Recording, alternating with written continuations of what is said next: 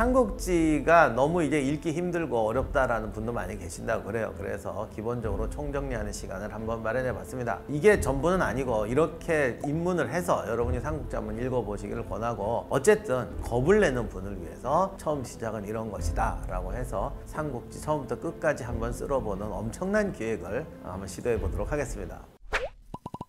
안녕하세요, 역사학자 임용환입니다. 오늘은 한 번에 보는 삼국지 총정리편입니다. 삼국지, 그러니까 소설에서는 황건적의 난부터 시작이 됩니다. 그런데 소설의 오프닝이 두 개가 있는데, 원래 삼국지를 만든 것은 명나라 때 만든 나관중이고, 그게 청나라 때 모종강이라는 사람이 다시 정리를 합니다. 큰 차이는 없는데 처음엔 삼국지 연의는 이게 운문처럼 되어 있어요. 그래서 번역해놔도요 이게 뭔 소린가 싶어요. 그래서 이제 그걸 산문체로 바꾸고 하면서 이제 우리가 아는 삼국지가 됐는데, 이거를 근대적인 문구로 만든 사람은 일본인 소설가였습니다. 근데 이분이 좀 보니까 조금 약간 싱거운 것이야. 그래서 삼국지 오프닝이 두 개가 있는데, 옛날에 우리나라에서 많이 번역됐던 삼국지는 일본 소설가가 만들어 온 삼국지 오프닝을 따라갔어요. 그래서 그 뭐 부용하 씨 나오고 유비가 뭐 차를 샀다가 황건적한테 털리고 하는 얘기는 사실은 일본 작가가 만들어 넣은 겁니다. 그래서 저도 끊임없이 질문 받아요. 부용하 씨 어떻게 됐냐고. 없어요.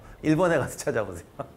하여간 그 보통 알고 있는 오프닝은 일본인 소설가가 넣은 것이고, 원래 삼국지는 이제 크게 보면은 황건적의 난으로 시작합니다. 황건적의 난으로 시작하는 게 소설에서나 역사에서 두 가지 의미가 있습니다. 일단은 삼국지라는 게 군웅할 거잖아요. 평소에 뭐 유명한 사람도 있었지만 지방에 이름 모를 사람들이 갑자기 난세를 만나서 물밀듯이 쏟아져 나옵니다. 여기다가 사람들을 더 통쾌하게 해주는 게, 원래 위에 있던 기성세력들, 관료들, 이런 애들은 힘을 못 써. 그냥 갑자기 새로 나온 애들 또는 핍박받던 애들, 조조도 뭐 이렇게 보면은 뭐 환관의 손자니 어쩌니 저쩌니 하면서 나름 뭔가 결격 사유 있는 사람들이 올라와서 기성세력을 깨트리고 난세의 주인공이 되어가는 이야기죠. 근데 이렇게 되려니까 일단 판이 깨져야 돼. 거 아니야. 얼음판이 깨져야 밑에 있는 뭐가 올라오지. 그 얼음판을 깨는 역할을 황건적이 하는 거죠. 그리고 이거는 역사로도 맞습니다. 한나라가 망하고 삼국시대가 되고 나중에 위진남북조 시대로 넘어가는 대혼란기를 황건적의 난이 시작을 합니다. 그래서 이건 역사적으로 맞고, 소설에서는 여기서 이제 또 하나의 오프닝을 넣어서 유비가 등장하게 되는 거죠. 유비가 아니라 유비관우 장비, 유비 삼형제가 등장해서 주인공들이 등장하게 되는데, 뭐 이것도 어떻게 보면 역사랑 맞는 거지만 소설에서는 이제 주인공들한테 이 개성을 부여해야 되니까 이걸 가지고 이제 수많은 사람들의 오프닝을 만드는 거죠. 어떻게 보면 영화도 보면은 시작할 때가 제일 멋있잖아요.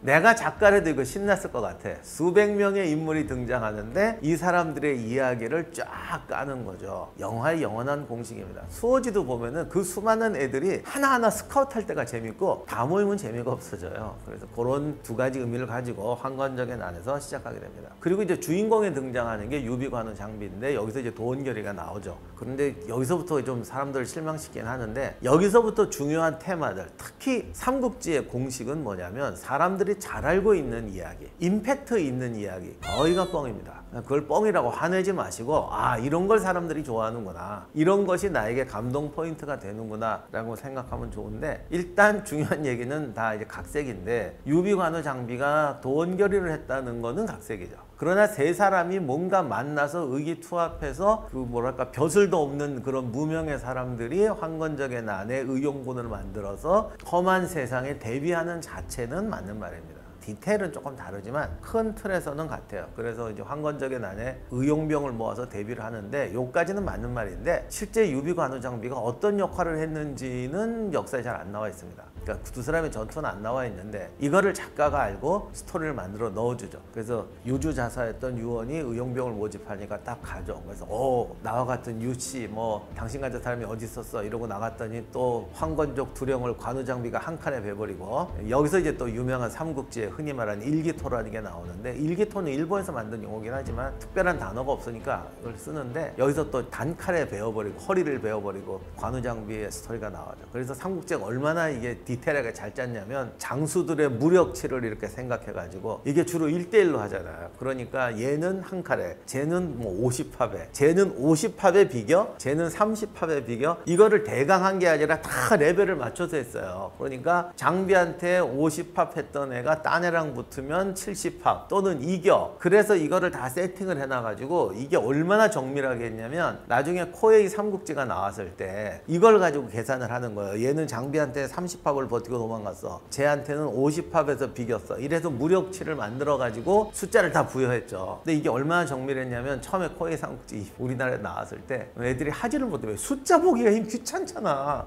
게임하는데 1대1로 붙이는데 누가 그거 숫자표 찾아보고 해. 그러니까 하다 재미가 없는 거예요. 그래서 나는 그렇게 게임 잘하는 사람이 아닌데 삼국지 코웨이 편을 내가 우리 사학과에서 제일 먼저 통일했거든. 엔딩을 봤거든요. 그래서 어떻게 당신은 하냐면 삼국지를 배우고 있으니까 대강 감이 오는 거지. 뭐 얘랑 붙어서 간접 측정, 얘랑 붙어서 몇 했어, 얘는 얘랑 붙어서 몇 했어, 이래가지고 둘이 붙으면 대강 이기겠구나 비기겠구나 이거 알아가지고 했더니 거의 100% 맞더라고요. 그러니까 내가 잘났다는 게 아니라 삼국지 연의가 그렇게 아무렇게나 쓴 게 아니고 이런 무력치까지 다 생각해서 한 칼에 베고 두 칼에 베고를 만들어 놨더니 나중에 게임 만들 때 그 데이터를 집어넣으니까 정확하게 맞더라는 거죠. 그만큼 노력 많이 했어요. 황건적의 난에 관우 장비가 한 칼에 배우는 게 이제 앞으로 삼국지의 무궁무진 파란만장한 전투의 시작이 됩니다. 탁현이 몇 년 전에 한번 홍수 나가지고 방송 한번 탔어요. 중국에 대홍수 났을 때 그때 막 자동차 빨려 들어가고 했던 게 탁현인데, 탁현은 지금도 작은 지방 도시예요. 조조가 살았던 곳은 대도시예요. 유비는 작은 도시에 살았어요. 그러나 우리가 아는 것처럼 가난뱅이는 아니고 유씨 동족 촌락에 살던 집안이고 할아버지가 현령 지내고 해서 그렇게 진짜 가난한 집은 아닙니다. 그러니까 부자와 가난하다는 거는 항상 상대적입니다. 우리가 아는 평민 가난뱅이 집안은 아닙니다. 장비는 집안이 그 탁현에서 대대로 유주로 집안이 좋았던 것 같고, 소설에서는 개장사 술장수로 나오는데 그 정도 아니에요. 관우는 조금 이제 애매하긴 한데 뭐 어쨌든 그 바람처럼 나타나는 건 맞습니다.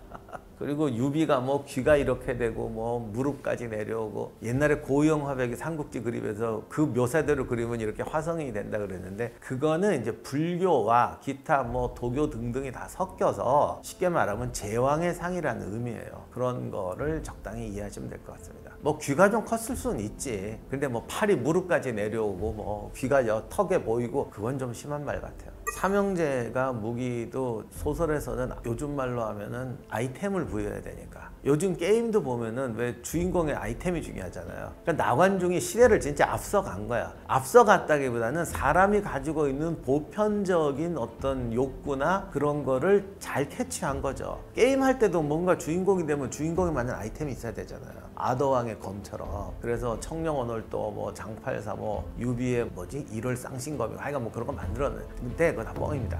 없어.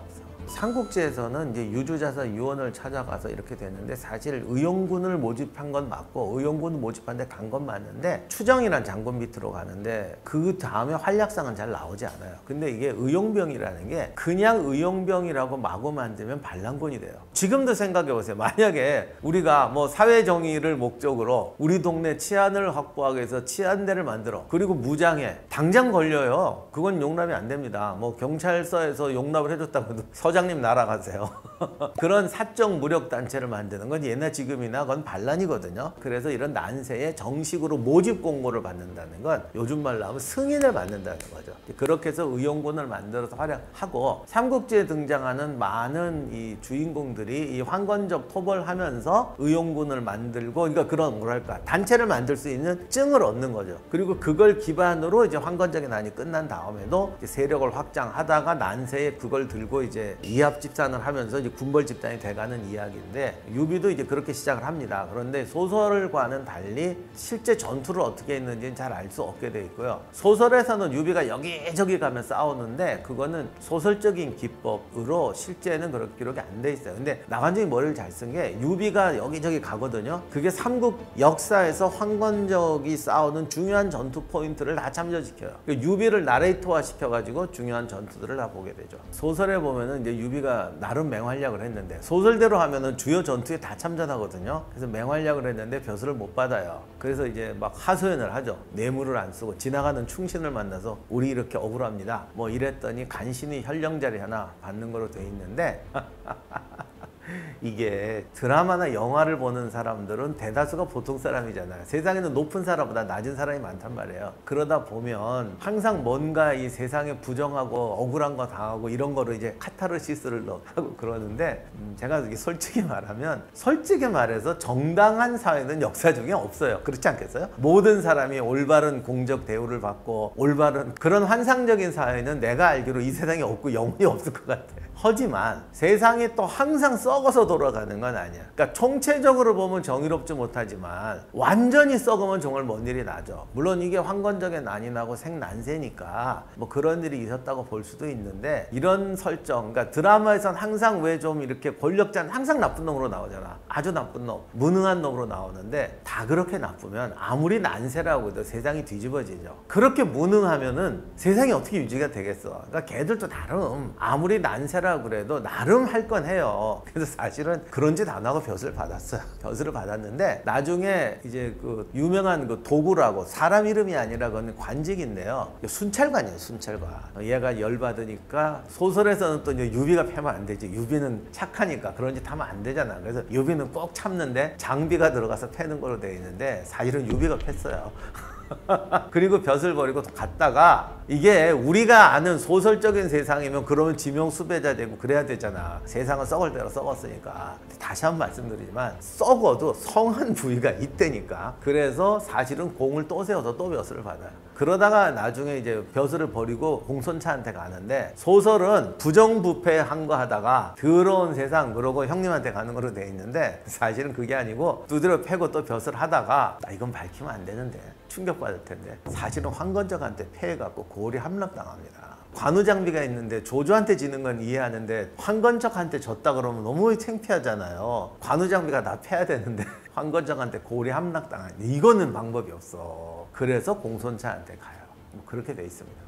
자, 여기까지는 그냥 유비의 등장이고 이제 실제 삼국지가 진짜 본격적으로 등장하려면 군웅할거가 돼야 되잖아. 황건적의 난으로 군웅할거는 됐어요. 군웅이 여기저기 이제 모는 났는데 얘들이 모여야 될 거 아니야. 모여서 뭔가를 해야 되잖아요. 그 모여서 뭔가를 하는 계기를 만들어준 게 동탁이었죠. 그러니까 조정도 황제들이 무능해가지고 주인공이 되는 이제 헌제 이전에 있던 사람이 환제, 영제라는 황제인데 전에 제가 이 얘기 했더니 어떤 분이 농담으로 사석에서 아이고 얘네가 제일 부럽네. 우리는 항상 이제 난세 뭐 이런 얘기 하는데 난세를 만든 원흉은 사실 환자하고 영제거든. 근데 둘은 어디 칼 맞아 죽었으면 좀 억울하지 않을 텐데 둘은 정말 행복하게 살다가 가셨어요.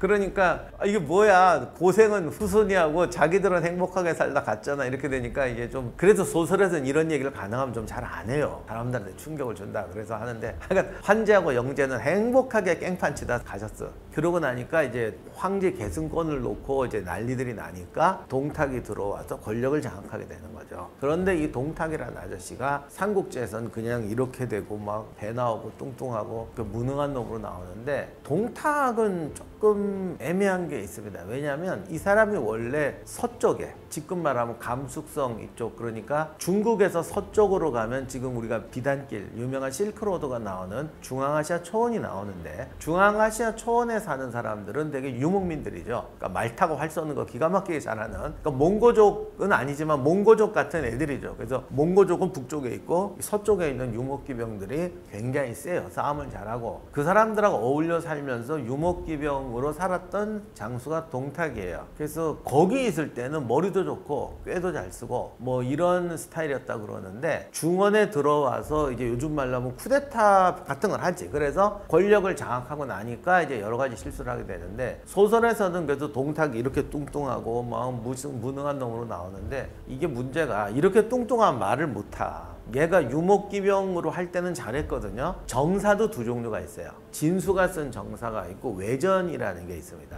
굉장히 많이 나와요. 근데 이 삼국지 외전들은 뭐라고 해야 될까? 다 역사책이 아닌 건 아닌데 소설적인 얘기가 많이 들어가요. 나관중이 쓴 삼국지 연의는 사실 진수의 삼국지보다는 요 외전들을 더 좋아해요. 나중에 이거를 모아갖고 배송지라는 사람이 모아서 삼국지의 주석으로 넣습니다. 그래서 여기 모인 이야기를 주로 배송지의 주석이라고 그러는데 배송지의 주석에서 뭐 지금 정확한 숫자는 모르는데 한 수십 수백 가지 책을 모아서 거기 있는 재미난 일화들을 뽑아서 넣어놨는데 이 책들이 지금 하나도 안 남아 있습니다. 그러다 보니까 배성지 주석으로만 남아있는데 거기 있는 얘기들이 독자들의 흥미를 끄는 재미난 얘기들이 많습니다. 근데 독자들의 흥미를 끈다는 거는 다시 말하면 좀 뻥일 가능성이 높다는 거지. 이게 솔직히 말하면 이런 거예요. 왜? 우리도 유명한 사람이 죽으면 꼭 안 죽고 살았다 얘기 나오잖아요. 사실은 죽은 척하고 도망가서 춘향이랑 오손도손 살았다. 이런 얘기는 우리만 그런 게 아니라 동서고금을 통해서 똑같아. 서양에서도. 뭐 하여간 유명한 사람은 안 죽었다고 그래. 알렉산더도 안 죽었다고 그러고 이수인 장군도 안 돌아가시고 지리산에 살고 있다고 그러고 이런 얘기 되게 많거든. 그러니까 사람들이 어떤 스토리가 있었는데 아쉬워. 그러면 거기다가 살을 붙여요. 그러니까 이게 후대 독자들이 봐도 뭐 좀 아쉬운데 스토리가 붙어 있으니까 진짜 같고 그게 이제 흥미를 끌잖아. 그러니까 소설은 요 외전에 있는 배성주 주석에 있는 얘기들을 굉장히 많이 주워왔어요. 그러다 보니까 제가 이런 얘기 할 때 보면 조금 애매한 게 이건 역사에 있습니다 없습니다 얘기할 때 요 주석에 있는 얘기들이 굉장히 애매한 거예요.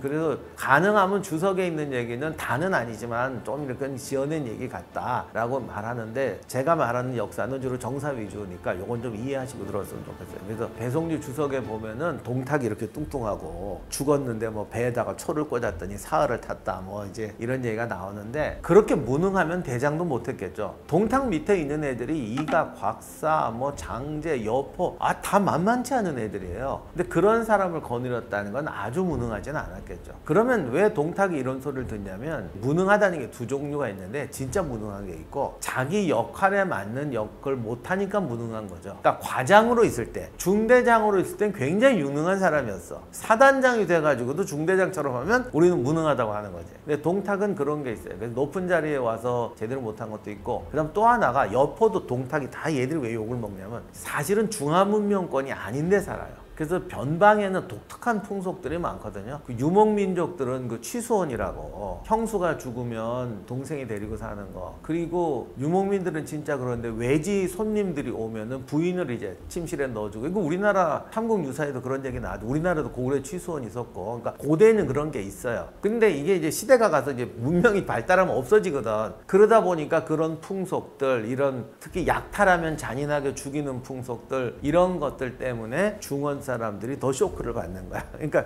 누구는 그러더라고. 아니 동탁은 뭐 잡아서 솥에 끌어 넣어 죽이고 누구는 재판 딱 물론 이 재판도 엉터리 재판이죠. 그죠? 땅땅땅 갖고 교수형 시켜. 아니 이거는 뭐 문명이고 저건 폭력이냐? 똑같이 죽인 건데 뭐 이렇게 말하는 분도 계신데 근데 그게 문명이고 그게 폭력인 거 맞아.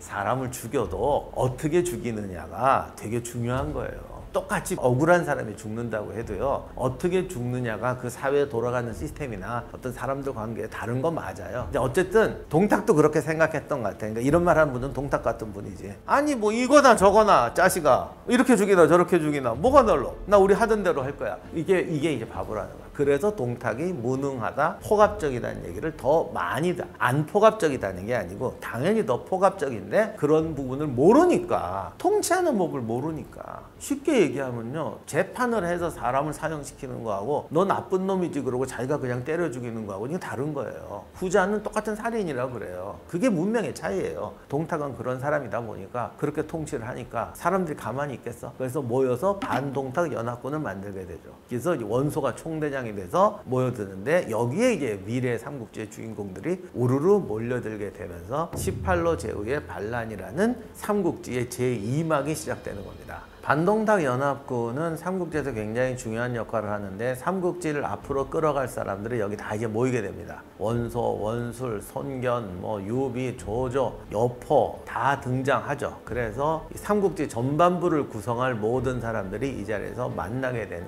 것으로 이 설정이 아주 훌륭한 설정인데 삼국지가 소설로 갈 때는 항상 두 가지를 해요. 대중적 취향을 찾아요. 이게 삼국지가 오래 살아남는 비결이에요. 제가 지금 나쁘다는 의미로 말씀드린 게 절대 아니에요. 소설은 당연히 대중적 취향을 찾아야지. 그래서 역사에 있는 이야기를 대중적 취향으로 만들어서 넣어줘요. 그러니까 아주 훌륭하죠. 그 다음 또 하나가 이 대중적 취향만 해서는 안 돼요. 명나라 시대, 청나라 시대는 성리학 시대이기 때문에 유교 시대라 사회의 안정을 깨트리는 이념을 갖다 부어서는 안 돼요. 그러다 보니까 그런 부분이 없으면 소설이 또 위험해져요. 이 당시는 공공의 적이라는 개념이 너무 강해요. 그러니까 우리 조선도 마찬가지고 중도 마찬가지인데 공공의 뭔가 도덕과 생각을 타락시키는 거는 하면 안 돼. 예를 들면 악이 선을 이긴다. 뭐 이런 거 절대 안 돼. 교육적으로 안 좋다는 결과가 나왔죠. 그래서 스토리를 교육에다가 많이 맞춥니다. 그래서 이 두 가지를 가지고 이제 스토리가 만들어지게 됩니다. 일단 무력 측정치를 잘해야 되는데 여기서 이제 활약하는 사람이 손견인데 원술과 손견이 만나서 이제 손견이 치고 나갑니다. 제가 답부터 말씀드리면 손견이 소설에 나오는 장수보다 훨씬 대단한 장수였어요. 그래서 사실은 손견이 다 해요. 다 거침없이 깨고 나가고 물론 중간에 지기도 하죠. 아 사람이 항상 이게 나 좀 실수하다 지기도 하는데 어쨌든 손견이 다 해. 근데 이렇게 하면 안 되니까 이제 여러 사람 갖다 등장시키는 거지.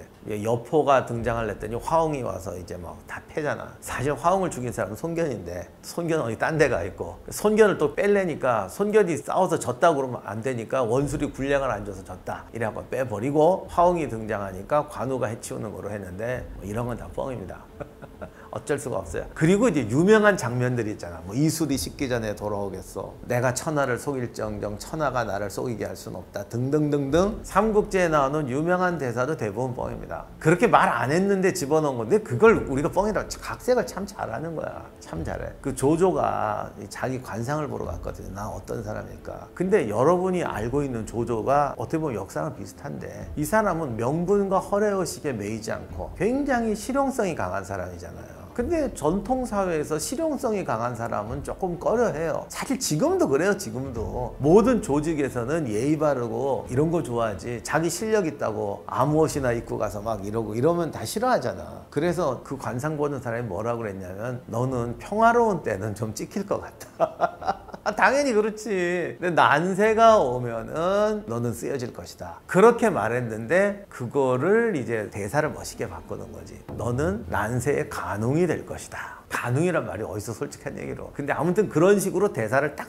이렇게 바꿔주는 거죠. 이런 임팩트 있는 게 대중의 기호를 맞추는 창작이에요. 그리고 그게 우리 머릿속에 확 와닿는 거죠. 원소는 삼국지에서 비교적 정확하게 표현했어요. 원소는 소설에서 굳이 바꿀 생각을 안 했어요. 그러니까 이게 주인공은 많이 바꿔. 근데 조연들은 비슷하게 가. 아니면 아예 싹 바꿔. 뭐 이런 겁니다. 근데 원소는 되게 비슷해요. 원소 집안은 당시 최고 가문이었죠. 한나라 때는 관료를 추천으로 등용하는데 원소네 집안은 4대가 재상을 해가지고 당시 조정 관료 중에서 또는 지방에 있는 사람들 중에서 원씨 집안하고 관련이 없는 사람이 없다시피 할 정도로. 그러니까 다들 원소가 난세의 주인이 될 거라고 생각을 했죠. 그러니까 동탁이 치고 나오지 않았으면 원소가 그냥 먹는 거였는데 그렇게 된 거고. 근데 이제 원소는 사실은 어머니가 천인이에요. 그래서 조금 하자가 있긴 한데 여기서 이제 중요한 게 조금 하자가 있는 사람은 노력을 합니다. 사실 집안은 원술이 더 좋아요. 그러나 원술은 그냥 우리가 딱 아는 부잣집 도련님 같잖아. 근데 원소는 그 정도는 아니었어요. 그래서 여기서 나름 조조와 자웅을 겨루는 영웅이 되는 것은 원소는 어머니 그게 있기 때문에 노력을 많이 했어요. 자기가 노력하고 노력을 많이 하니까 본인도 자부심을 가졌어. 그게 장점이죠. 그런데 단점, 부잣집에서 귀한 도련님으로 자란 애들의 제일 단점이 뭘까? 오만한 거는 원술 같은 애들이고 그 원소는 이렇게 겸손했다고 그래. 사람들 앞에. 이분이 자기가 시련을 겪었기 때문에 부잣집 도련님의 문제를 알아가지고 나름 노력했어요. 근데 노력해도 안 되는 게 있는 거야. 이게 뭐냐면 모험을 못해요. 그러니까 항상 안전제일주의로 가고 그리고 속마음은 못 견뎌요. 그러니까 사람을 만나서 겸손하게 하고 근데 문제는 속이 안 바뀌는 거지. 속이 안 바뀌니까 뭐 결정적인 거 할 때 남이 스타 되는 꼴을 못 보고 자기가 실수했다고 말하는 거 꼴을 못 보고 똥폰만 잡을 줄 알지 자기 실수를 인정하고 반성할 줄 모르고 자기 실수를 지적한 애가 있으면 쫓아가도 미안하다고 하는 게 아니라 쟤 죽여서 입막아라 이런 식으로 하니까 실패하게 되는 거죠. 반동탁 연합은 그래서 이제 동탁을 몰아내기 위해서 이제 모였는데 동탁이 바보는 아니었기 때문에 얘들하고 싸워서 지가 못 이긴다는 거 알아요. 그러니까 장안으로 천도를 해버립니다. 장안으로 천도를 하니까 낙양을 점령한단 말이죠. 여기서 장안까지 오려면 지금의 시안인데 거기까지 오려면 이렇게 보면 원정이 돼버립니다. 그러니까 여기 모인 애들은 다 자기네 이속 차리려는 애들이거든. 그럼 예를 들면 전라도나 경상도에서 왔어. 서울을 점령했어. 근데 이제 이 사람이 튀었어. 신의주로 튀었어. 내가 신의주까지 쫓아가긴 좀 그렇잖아. 내가 서울을 먹었어. 나 서울에 들어갔어. 이거를 가지고 고향에 돌아가서 자기가 세지기를 원하거든. 내가 서울을 정복했던 사람이야. 나 거기 가봤어. 이렇게 하기려고 딴 마음이 있으니까 신의주까지 안 가는 거죠. 그래서 그냥 포기해버리고 고향으로 돌아가면서 절반의 성공으로 끝나게 됩니다. 이때 이제 원술이 옥새를 얻고 낙양을 함락하는데 제일 공을 세웠던 사람 손견입니다. 사실은 손견 부대가 제일 잘 싸웠고 원술이 손견 부대의 최고 사령관이었기 때문에 소설에 비해서는 원술이 이때 한몫한 거예요. 그러다 보니까 원술을 깎아내려야 되니까 손견한테 군량을 안 줬다는 등 이런 얘기를 하는데 뭐 그런 얘기는 별로 중요하지 않고 사실은 원술이 성공을 한 건데, 그리고 낙양에서 옥새도 얻어요. 이거를 소설에서는 또 손견이 얻은 거로 하는데 사실은 그건 정확하지 않고 원술이 얻었다고 되어 있습니다. 그리고 이제 여기서 제일 유명한 얘기가 관우가 화웅의 목을 베고 유비, 관우, 장비가 여포랑 같이 싸우는 거죠. 내가 어릴 때부터 이거 진짜 신기했는데, 아니 관우, 장비가 여포랑 싸우는 건 괜찮은데 유비가 여기 껴? 아무리 관우, 장비 덕을 본다고 해도 이거 좀 너무한 거 아니야? 알고 보니까 뻥이죠. 세 사람은 참전했는지 안 했는지도 몰라요. 요때 기록이 싹 빠져 있습니다. 그러니까 참전했어도 낮은 관직으로 참전했거나 참전 안 한 것 같아요. 공선찬도 사실은 참전 안 했거든. 안 한 걸 했다고 한 거죠. 이렇게 돼서 반동탁 연합군이 해체되긴 하는데, 반동탁 연합군이 소설에서는 이제 앞으로 난세의 주인공이 될 사람들이 등장하는 거라고 그랬잖아요. 근데 역사에서도 그건 맞아요. 이들이 해체되고 돌아가면서 이걸 계기로 나름 이제 예를 들면 그때는 주라고 그러는데 뭐 서주, 예주, 양주 막 여러 주가 있는데 그 주가 굉장히 우리나라보다 커요. 그 안에도 여러 군벌들이 있어요. 그들을 또 통폐합해야 되잖아요. 그런데 이제 반동탁 연합군에 참전했던 사람들 중에 몇 명이 돌아가서 그 지역의 패권을 차지하게 되는 거죠. 그래서 돌아가서 운명이 갈리는데, 원래 좀 유명했던 사람들, 관료들, 이런 사람들은 자꾸 퇴출되고 오히려 이렇게 새로 일어난 사람들이 그들을 제거하면서 각 주에서 이제 주 통일을 하게 됩니다. 이 과정이 조금 명확하지 않게 되는, 예를 들면 원소가 발군의 위력을 발휘해서 유주, 발해, 뭐 기주 이런 거를 다 먹어가지고 4개주를 차지함으로써 요즘 말로 하면 뭐 공화당 대선 후보 중에서 제일 지지를 많이 받는 뭐 이런 식의 되는 거죠. 요즘 미국 대선이랑 비슷해. 지금 각자 당 전당대회거든. 아직 대선 아니고. 그러면 뭐 어느 주지사, 뭐 캘리포니아 주지사가 나와서 3개주의 지지를 받았다. 마이애미, 플로리다 주지사가 나와서 이번 5개주 먹었다. 이렇게 해서 막 지들끼리 싸우잖아. 요 단계. 후보가 되면서 각자 주를 먹어가는 단계가 이제 각주 단계인데, 여기서 이제 발군의 위력을 발휘하는 사람이 조조죠. 조조는 반동탁 연합군 참전할 때만 해도 주가 아니라 한 개 군을 지배하는 정도의 병력밖에 없었어요. 그런데 반동탁 연합군 때 자기가 보니까 남들은 너무 세잖아. 자기는 너무 약하고. 그래서 굉장히 무리를 했는데 성공을 못했어요. 되려 죽을 뻔하고. 그리고 원소나 이런 애들은 이런 거 하면서 자기 세력을 키워가지고 4개주를 먹는단 말이야. 근데 조조는 한 개 군 갖고 이제 쩌돌아다니는 형태였거든요. 이때 누군가의 도움이 오는데, 능력이 있는 자는 하늘이 돕는다고. 조조가 어쨌든 반동탁 연합군 있을 때 열심히 뛰어다녔거든. 그걸 보고 누군가 감동을 받았나 봐. 그래서 옛날에 조조랑 같이 도위를 했던 사람이 연주에 있었는데, 연주로 황건적이 쳐들어옵니다. 이게 산동에서 일어난 황건적인데 청주적이라고 그래요. 근데 이게 사실 말이 황건적이지. 거의 난민 집단이에요. 중국은요, 이렇게 민중들이 한번 봉기하잖아요. 그러면 싸우려면 누가 앞에서 좀 누가 싸워야지. 그래서 황건적이나 황건적 잔당이나 어쨌든 이런 시대에 누군가가 모여서 군대를 만들어요. 그래서 돌아다니는데 이제 군을 함락하고 나라가 좀 이렇게 엉망해서 군대가 없잖아. 그러면 민중들이 막 따라가. 중국은 사람이 많아서 100만 명 정도는 가볍게 모여요. 그래서 얘들이 난민 집단이 돼서 메뚜기채처럼 쓸고 다녀요. 이게 청주족도 그런 거였어요. 100만이 넘는데 군대가 100만이 아니라 이렇게 돌아다니는 사람이 100만인 거죠. 그래서 군대가 오는데 얘들이 연주를 침입하게 되죠. 그러자 조조를 불러오자고 합니다. 이때 조조가 와서 황건적을 격파하고 졸지의 연주를 차지하게 되는 거지. 그러니까 원소는 자기가 가지고 있는 집안의 백, 본인의 능력을 더해서 반동탁 연합군에서 얻은 명망 등등등 해가지고 북쪽의 4개주를 차지하고, 조조는 그때 열심히 뛰어다녔지만 실패했는데 그 노력을 하늘이 버리지 않아서 스카웃대 가가지고 연주를 차지하게 됩니다. 그 사이에 손견은 돌아가서 자기 또 주를 만들려다가 형주로 치고 들어갔다가 형주를 지키는 황주한테 죽어요. 이렇게 되자 아들 손책은 다시 원술 세력에게 흡수되게 됩니다. 그런데 원술이 여기저기 쫓겨다니다가 자기가 줄을 못 차지해요. 얘는 실력이 없어서. 그러니까 남쪽으로 가야겠는. 왜냐면 북쪽에 조조 있고 원소 있고 안 될 것 같거든요. 근데 남쪽은 좀 비실할 것 같단 말이야. 남쪽으로 쳐들어가야겠는데 밑에 장수가 별로 없고 남쪽 지방엔 자기가 인맥이 없어요. 근데 손씨 집안이 원래 오나라 지금의 항저우 그쪽에 기반이 있으니까 손책을 내보내죠. 그랬더니 손책이 내려가서 순식간에 오를 장악하고 원수라고 결별해 버립니다. 남쪽에 오가 생기게 돼요. 이제 삼국지의 무대가 슬슬 만들어지기 시작하는데 이제 3라운드 군웅 쟁패전 단계로 가면은 중국이 여기가 요동이고 여기 산동반도 있고 이렇게 되죠. 이 지역은 사실 아직 삼국지의 무대가 아니고 이쪽에 요동에는 나중에 나오는 공손씨가 자리 잡고 있는데 얘들은 이제 삼국지에서는 약간 외전 취급당하고 공손씨의 일파로 알려져 있지만 여기서 세력을 차지하는 사람이 공손찬이죠. 그래서 이 요동에 있는 기병과 요 북쪽에 있는 기병들을 모아서 강력한 유목군대를 형성합니다. 그래서 공손찬 하면 백마장군. 그래서 강력한 기병 세력으로 여기를 장악하게 되죠. 그 아래쪽 기주, 유주 해서 여기를 왕창 먹고 있는 사람이 원소입니다. 원소가 무려 4개의 주를 장악하고 있습니다. 그리고 이 산동반도에서 청주적이 일어나게 되는데 이 청주적이 쳐들어온 게 연주예요. 그리고 연주하고 원소의 구역에는 황하가 가로지르고 있습니다. 황하가 가로지르고 있죠. 그래서 청주하고 연주를 합쳐서 여기를 조조가 장악하고 있어요. 그리고 요 아래쪽에 도겸의 서주가 있고 요 아래쪽에 원술이 있고 여기에 오나라 손책이 있고 여기에 유표의 형주가 있죠. 그리고 요 사이로 또 하나의 거대한 강인 양자강이 흐릅니다. 이걸 그때는 장강이라고 했어요. 그냥 길다고 장강.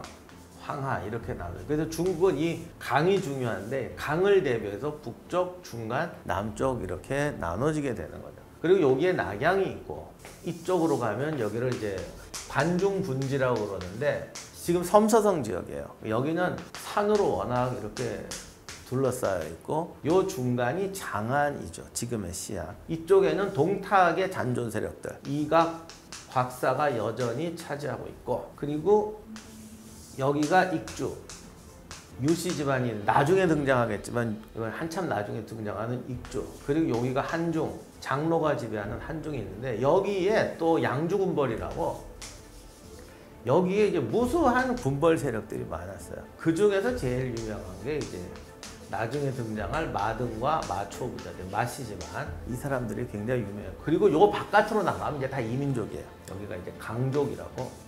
강족이 있고 뭐 여기가 이제 남쪽에 있는 게 월족 뭐 이런 사람들이 있는데 어쨌든 야 그게 너무 어지럽다.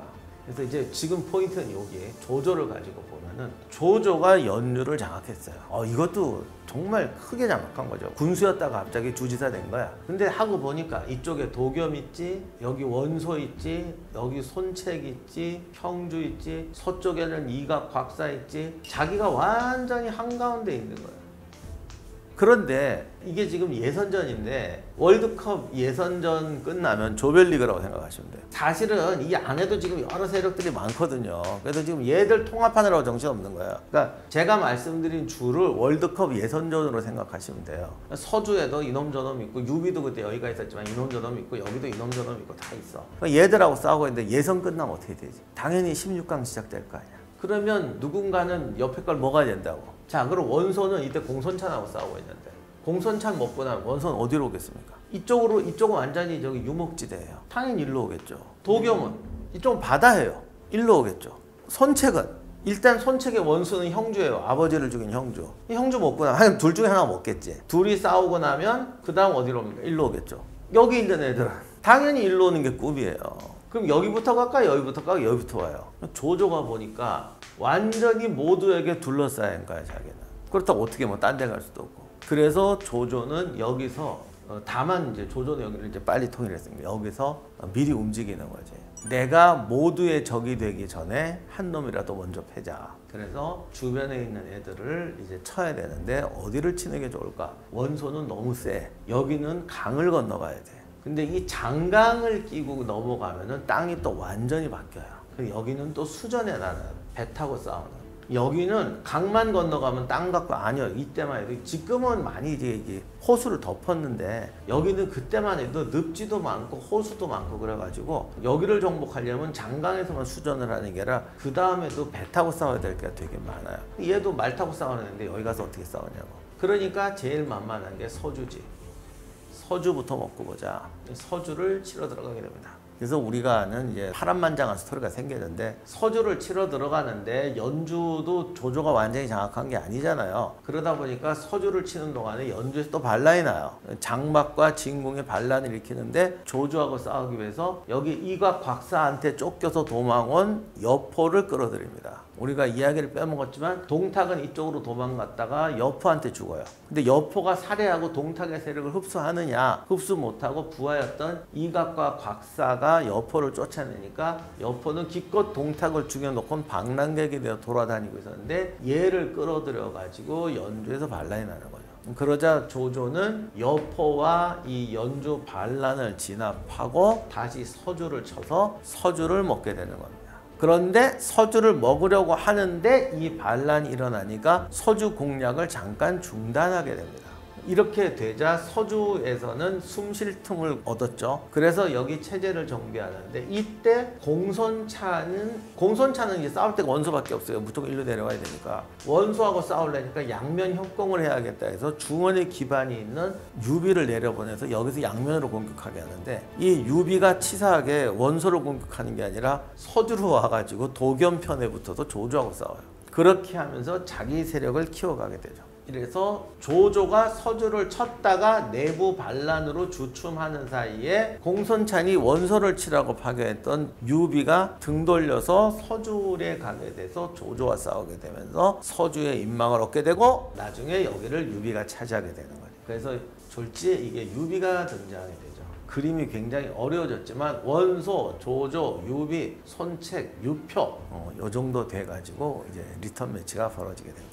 그냥 간단하게 사람 이름만 그리면 이런 식으로 이제 배치가 되고 서주에는 도겸이 있고 나중에 유비와 여포가 합세하기 때문에 얘들은 여기 있다는 게 아니라 나중에 합세한다라고 적어 놓은 겁니다. 자, 그런데 일단 북쪽에서 원소가 있어요. 근데 이게 원소하고 공손찬이 아니라 여기 유효라는 분이 또 있습니다. 사실은 그 전에 한복도 있고 원래 원소가 4계주를 합치잖아요. 그 여러 사람이 있는데 공손찬도 내려오고 원소도 여기서 먹으려고 그래요. 그러다 보니까 자, 우리는 공손찬하고 원소가 나오기 전에 여기 유효도 있고 한복이라는 사람도 있는데 우리가 싸울 때 누구 먼저 먹겠어요? 약한 놈부터 먹는 거거든. 그러니까 전쟁이 치사한 게 아니라 슬픈 게 약한 애가 제일 먼저 먹히는 거예요. 여러분 사자가 들소를 사냥한다고 쳐요. 근데 한쪽 다리를 저는 소가 있고 새끼 소가 있어요.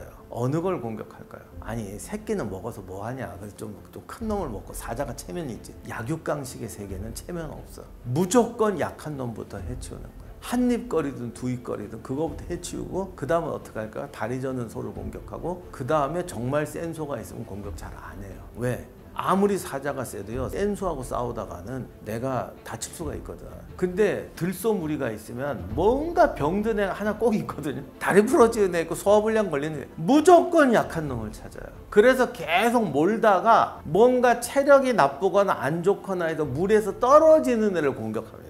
그래서 약육강식의 세계는 약자가 슬픈 거예요. 그래서 여기서도 보면 이렇게 되니까 공손찬이 이거 먼저 치고 그러니 얘가 도와주세요. 도와주는 척 하다가 치고 잡아먹고 그러면 이 아저씨는 너 왜 얘 도와주도 우리가 먹으려고 했는데 네가 빼서 이러고 싸우게 되는 거죠. 그래서 역사에서 가장 슬픈 건 약자에게는 친구가 없다. 그래서 유효도 그렇게 먹고 한복도 그렇게 먹고 그래서 둘의 약한 자가 있을 때는 공손찬하고 원소가 서로 먹으려고 그래. 그러다 다 먹었어. 그럼 어떻게 해? 둘이 붙어야지. 그렇게 해서 붙는 게 개교 전투입니다. 근데 공손찬이 그때마다 자기가 이길 줄 알았어요. 자기는 싸움은 잘한다. 내 비록 정치와 비열한 술수는 잘 못 쓰지만 싸움은 잘한다. 이길 줄 알았는데 웬걸 기병이 천하무적이 아니에요. 모든 천하무적의 병정은 없습니다. 요즘에 탱크가 드론한테 박살나잖아요. 그런처럼 기병으로 몰고 왔더니 원소가 대규모 석궁 부대를 동원해서 평야전에서 이겨버립니다. 그게 개교 전투입니다. 그걸 계기로 공손찬은 들어가서 농성해버리게 돼요. 근데 이게 역사를 바꾸는데 굉장히 중요한 역할을 하는데 공손찬이 계속 덤벼서 미리 깨졌더라면 남쪽의 스토리가 달라졌을 거예요.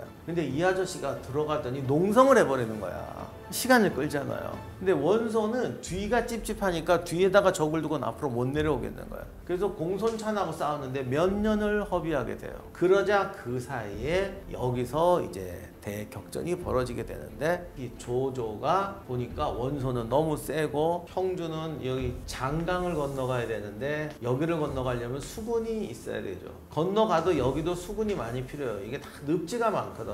그래서 수군이 필요해. 그건 안 되지. 그래서 가장 자기가 먼저 먹을 수 있는 건 서주다. 그래서 서주를 치게 됩니다. 그런데 서주를 치게 되는데 역사에도 그 얘기가 있는데 두 가지 설이 있어요. 하나는 조조가 서주를 치려고 쳤다. 또 하나는 조조의 아버지 조숭이 황건적을 피해서 조조한테 오다. 왜냐면 조조가 연주자사가 됐으니까 아들이 이걸 다 먹었잖아. 그러니 그때 산동에 살고 있었는데 내가 왜 여기서 고생하냐, 조조한테 가자. 그리고 오다가 도겸이 호위병을 붙여줬는데 그 호위병 부대가 황건적 잔당이었어. 그래서 얘들이 배신을 때려가지고 조조의 아버지를 죽이고 다 물자를 약탈해 갔다 이거죠. 근데 조숭 아버지가 황건적 잔당한테 털린 거는 역사적으로 맞는 얘기예요. 그런데 그것 때문에 서주를 침공했고, 서주를 침공하는데 아버지에 대한 분노 때문에 여기서 닥치는 대로 학살극을 벌였다라고 설명하는 거죠. 그래서 그걸 보통 서주 대학살이라고 하는데, 사실 솔직한 얘기로 이 시대 전쟁은 다 학살이에요.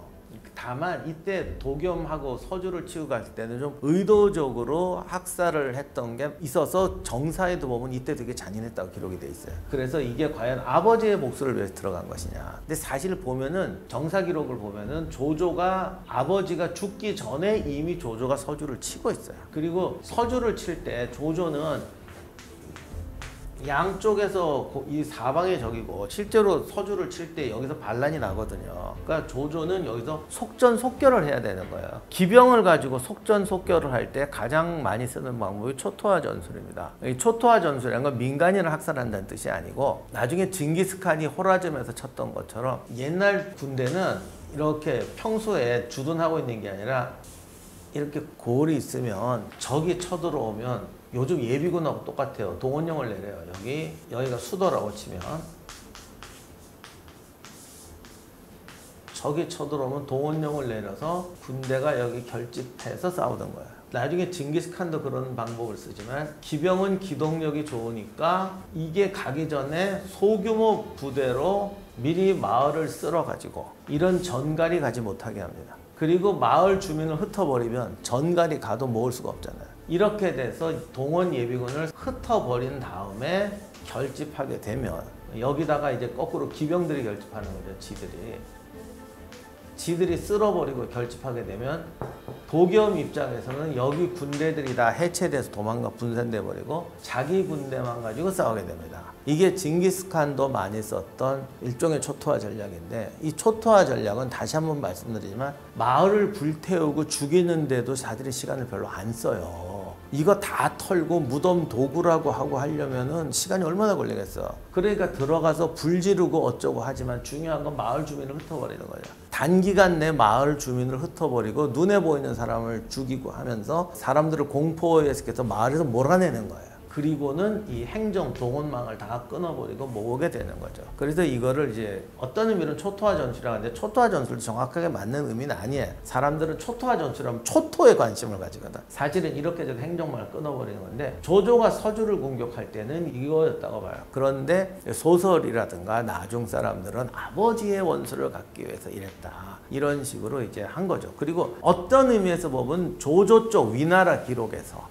조조가 이런 학살을 했는데 전략적으로 전술적으로 했다 그러면 좀 그렇잖아. 그러니까 동양 사회에서는 부모의 복수라고 하면은 안 되는 일이 없어요. 그리고 이 시대는 더 했죠. 이 시대는 친구를 위해서, 아버지를 위해서, 정의를 위해서 악당을 죽였다 그러면 그걸 의협이라고 하던 시대예요. 나중에 명나라나 송나라 때 오면요, 요즘도 그렇잖아요. 만약에 동네에 어떤 이상한 놈이 있어. 그래서 저기 맨날 옆집한테 횡패 부리고 막 부인 때리고 아들을 때려. 그거를 보고 어떤 동네에 착한 그 체육관 아저씨가 쫓아가서 죽였으면 살인죄고 두드려 팼으면 처벌받아야 됩니다. 근데 이 시대는요, 아직 옛날이었기 때문에 정의를 위해서는 사람을 죽여도 협객이라고 그러던 시대예요. 그러다 보니까 아버지의 원수를 위해서 이랬다 그러면 어느 정도 변명이 되니까 그 얘기를 퍼뜨렸던 거죠. 사실은 이런 이유로 이제 서주를 초토화시켰던 겁니다. 그래서 서주를 정복하려고 했는데 그거를 못 참고 여기서 반란이 나면서 여포를 끌어들이게 됩니다. 그래서 조조와 여포가 싸우게 되는, 그리고 여포를 조조가 격파하면서 여포는 도망가서 서주로 가게 됩니다. 이렇게 되자 도겸은 죽고 유비와 여포가 서주를 지배하게 되면서 조조하고 또 싸우게 되는 거죠. 여포하면 이제 등장한 사람이 초선인데, 초선이는 중국의 3대 미녀로까지 들어갔던데 4대 미녀인가? 4대 미녀든 3대 미녀든 초선은 가공인물입니다. 소설에서 등장한 인물이고, 원래 초선이 여포가 동탁의 경호원일 때 시녀랑 바람을 펴고 그걸 보고 동탁이 화가 나서 죽이려고 하고 어쩌고 하다가 여포가 이제 화가 나서 동탁을 암살하는 걸로 스토리가 되는데, 시녀랑 바람을 핀 거는 맞아요. 근데 그 시녀가 초선이란 말도 없고 왕윤의 저기 양녀다 치녀다 하는 것은 다 가공의 사실입니다. 근데 여포가 원래 동탁의 근접 경호원이었어요. 근접 경호원이라는 게 뭐냐면 집 안에서도 지키는 사람이죠. 이게 유명 인사들이 보면은 근접 경호원하고 바람이 잘 나요. 그래서 여포가 동탁의 시녀하고 사통했다라는 그 시녀가 그냥 시녀가 아니고 분명히 초선이처럼 이렇게 삼각관계가 된 건 맞는 것 같아요. 그러나 이름이 초선은 아니죠. 그러다 보니까 여기 이제 반란이교 돌아갈 때도 어디선가 초선의 얘기를 끝을 내줘야 되잖아. 초선이 등장하는데, 삼국지에 나오는 여인 중에 부용화 씨, 여포의 초선, 이건 가공인물입니다. 또 하나 맹획의 부인이었던 추경, 이거 다 가공인물입니다. 자, 여기서 이 난리가 나는 동안에 저쪽에서는 또 저쪽대로 스토리가 벌어지죠. 그래서 황제는 이제 장안에 있었는데 이각과 곽사는 동탁보다 더 깡패예요, 얘들은. 그러니까 황제가 여기 있다가 도저히 못 살겠다 그래서 동승이라는 사람이 도와줘서 탈출을 합니다. 이 탈출하는 과정도 파란만장한데 정사에서도 파란만장해요. 어쨌든 황제가 이각곽사에게 탈출해서 낙양으로 돌아오게 됩니다. 이때 막 이 전투를 끝냈던 조조의 눈에 캐치가 되는 거예요. 근데 잘 따지고 보면 원소는 너무 멀리 있고 유표나 손책도 멀리 있죠. 낙양으로 오면은 제일 가까이 있는 사람이 조조예요. 그래서 조조가 황제를 옹립한다는 건 그 당시에 굉장한 명분을 가지거든요. 내가 단순히 그냥 힘센 놈이 아니라 이제 정의로운 사람이다. 정부를 구성하는 사람이 되잖아. 그래서 도망원 헌제를 조조가 받아들여서, 낙양은 뭐니까 요 연주에 있던, 그리고 조조의 고향과 가까운 허창이라는 곳을 수도로 삼아서, 그래서 수도가 됐다고 해서 허도라고 그러는데, 허창을 수도로 삼아서 이제 헌제를 모시고 자기가 황제를 끼고 이제는 정식 정부 인사가 돼버리는 거죠. 그래서 조조가 갑자기 이 모든 여러 세력 중에선 자기가 정통 세력이 돼버리는 겁니다. 근데 이게 왜 중요하냐면 어쨌든요, 그 옛날에 그렇게 중요하더라고. 그러니까 여기서 유비가 실력으로 서주를 차지했어. 뭐 누가 뭐라 그래, 네가 차지했어. 그래도 황제한테 임명장을 받는 거 되게 중요해요. 그리고 황제한테 임명장 받을 때도 또 등급이 있잖아. 뭐 분대장, 소대장, 중대장 이런 거를 받는 게 되게 중요하죠. 그럼 그게 황제한테 직접 가냐? 황제는 허수아비고 조조가 다 받아서 해. 받아갖고 원수한테도 임명장 주고 유비한테도 임명장 주고, 그 임명장에 적힌 벼슬이 마음에 안 든다고 투덜투덜 되면 또 바꿔주고 뭐 이런 식으로 하면서 조조가 황제를 끼고 권력을 차지하게 되는 거예요. 그래서 연희 보면 드라마에도 맨날 조승상 이렇게 나오는 게 여기서 이제 권력을 끼고 갑자기 정식 멤버가 돼 있는. 자, 연주에서 조조가 도겸을 치고 있을 때 연주에서 중요한 반란이 납니다. 이 반란의 주도자가 장막과 진궁이에요. 근데 장막과 진궁은 다 조조하고 관련이 있는데, 장막은 과거에 조조의 절친이었어요. 왜 절친이 반란 일으키냐? 원래 세상이 그래. 날들 어쩌라고. 원래 저 등 찌르는 사람은 다 친한 사람이야. 왜 그러겠어요? 안 친한 사람은 등을 못 찔러요. 누가 거기까지 가까이 와. 그러니까 권력자가 무서운 게요, 누구 옆에 가장 근접할 수 있는 사람이 누구겠어요? 부인하고 자식이에요. 근데 보통 사람은 부인하고 자식이 위험하지 않죠. 근데 황제라든가 엄청난 권력이나 부가 걸리면 부인도 못 믿고 자식도 못 믿어요. 이렇게 되니까 그 사람들이 괴로운 거야. 황제도 제일 무서워하는 사람이 황후야. 왜냐하면 궁중에서 일하는 시녀, 요리사 이걸 전부 황후가 장악을 해요. 그러니 내가 100만 대군이 있으면 뭐해. 잠자다가 그냥 가실 수가 있고 식사하다가 그냥 가실 수가 있어요. 그러니까 중국 황제들이 황후한테 꼼짝을 못하는 거야. 그래서 어쨌든 장막이 조조의 친구였는데 조조가 여기 치려고 전념하는 사이에, 그리고 여기서 학살극을 벌였으니 인심도 안 좋잖아요. 그리고 또 조조가 연주에서도 계기잖아요. 사실은 연주에서도 들어온 사람이란 말이야. 그러다 보니까 진궁이 이 찬스에 장막을 꼬셔서 반란을 일으키는데, 조조를 상대해야 되니까 이각곽사에서 쫓겨났던 여포를 끌어들입니다. 이렇게 돼서 장막과 진궁과 여포가 연주를 차지하려고 하게 되고 조조는 서주에서 급거 귀국해서 대결을 벌이게 됩니다. 근데 이러다 보니까 작가가 여기 또 착안을 해갖고 진궁을 과거 조조와 인연이 있는 사람으로 만들었어요. 장막은 원래 친구야. 그럼 진궁은 뭐냐? 과거 생명을 구해준 사람. 조조가 동탁을 죽이려다가 도망갈 때 구해줬던 사람, 이걸 진궁으로 포장합니다. 근데 여기서 이제 문제가 조조가 동탁한테 도망가다가 잡힌 것도 맞고 누군가에 석방된 것도 맞아요. 여백사 돌아가다가 자기 아버지 친구 여백사 집안을 죽였다는 얘기도 주석에 있는 얘기지만 진짜든 아니든 비슷한 설이 있었던 것 같긴 해요. 그러나 그때 진궁이 같이 있었다는 거는 없어요. 그러니까 거기다가 진궁을 집어넣은 것 같아. 나중에 죽일 때도 보면 진궁이 그런 인물이 아닌 건 맞아. 여기 있던 사람인데 진궁을 그렇게 만들어서 가장 극적인 스토리를 만들어놨죠. 그래서 또 진궁에 대해서 관심 있는 사람이 되게 많더라고. 사실 이게 진궁이 유명해진 건 작가 때문이지.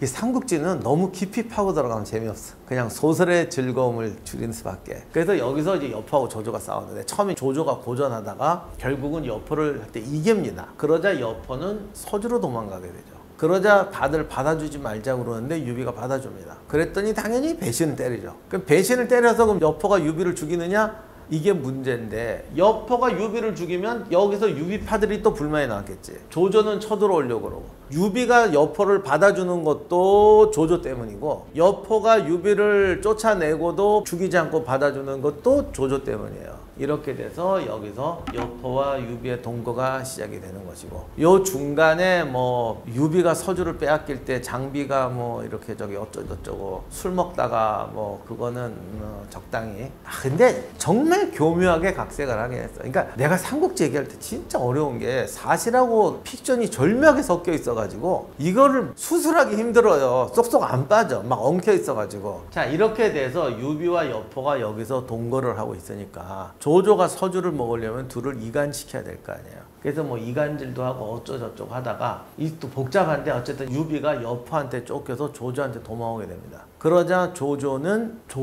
서주 대학살을 저질렀기 때문에 서주를 통치하기가 힘들어요. 그러니까 유비를 받아줘서 유비를 시켜서 서주를 통치하게 하는 걸로 이제 대리인을 세워서 통치하게 하려는 작전을 바꿨죠. 그래서 조조가 유비와 함께 들어가서 여포를 죽입니다. 그리고 서주를 다시 차지하는데 여기서 유비가 치사하게 배신을 때려버리지. 그래서 거꾸로 조조의 장수를 죽이고 자기가 서주를 독립해버려요. 그러니까 조조가 이제 또 열 받아가지고 유비를 없애려고 하는데 이때에 원소가 공손찬을 죽이고 위에서 내려오기 시작합니다.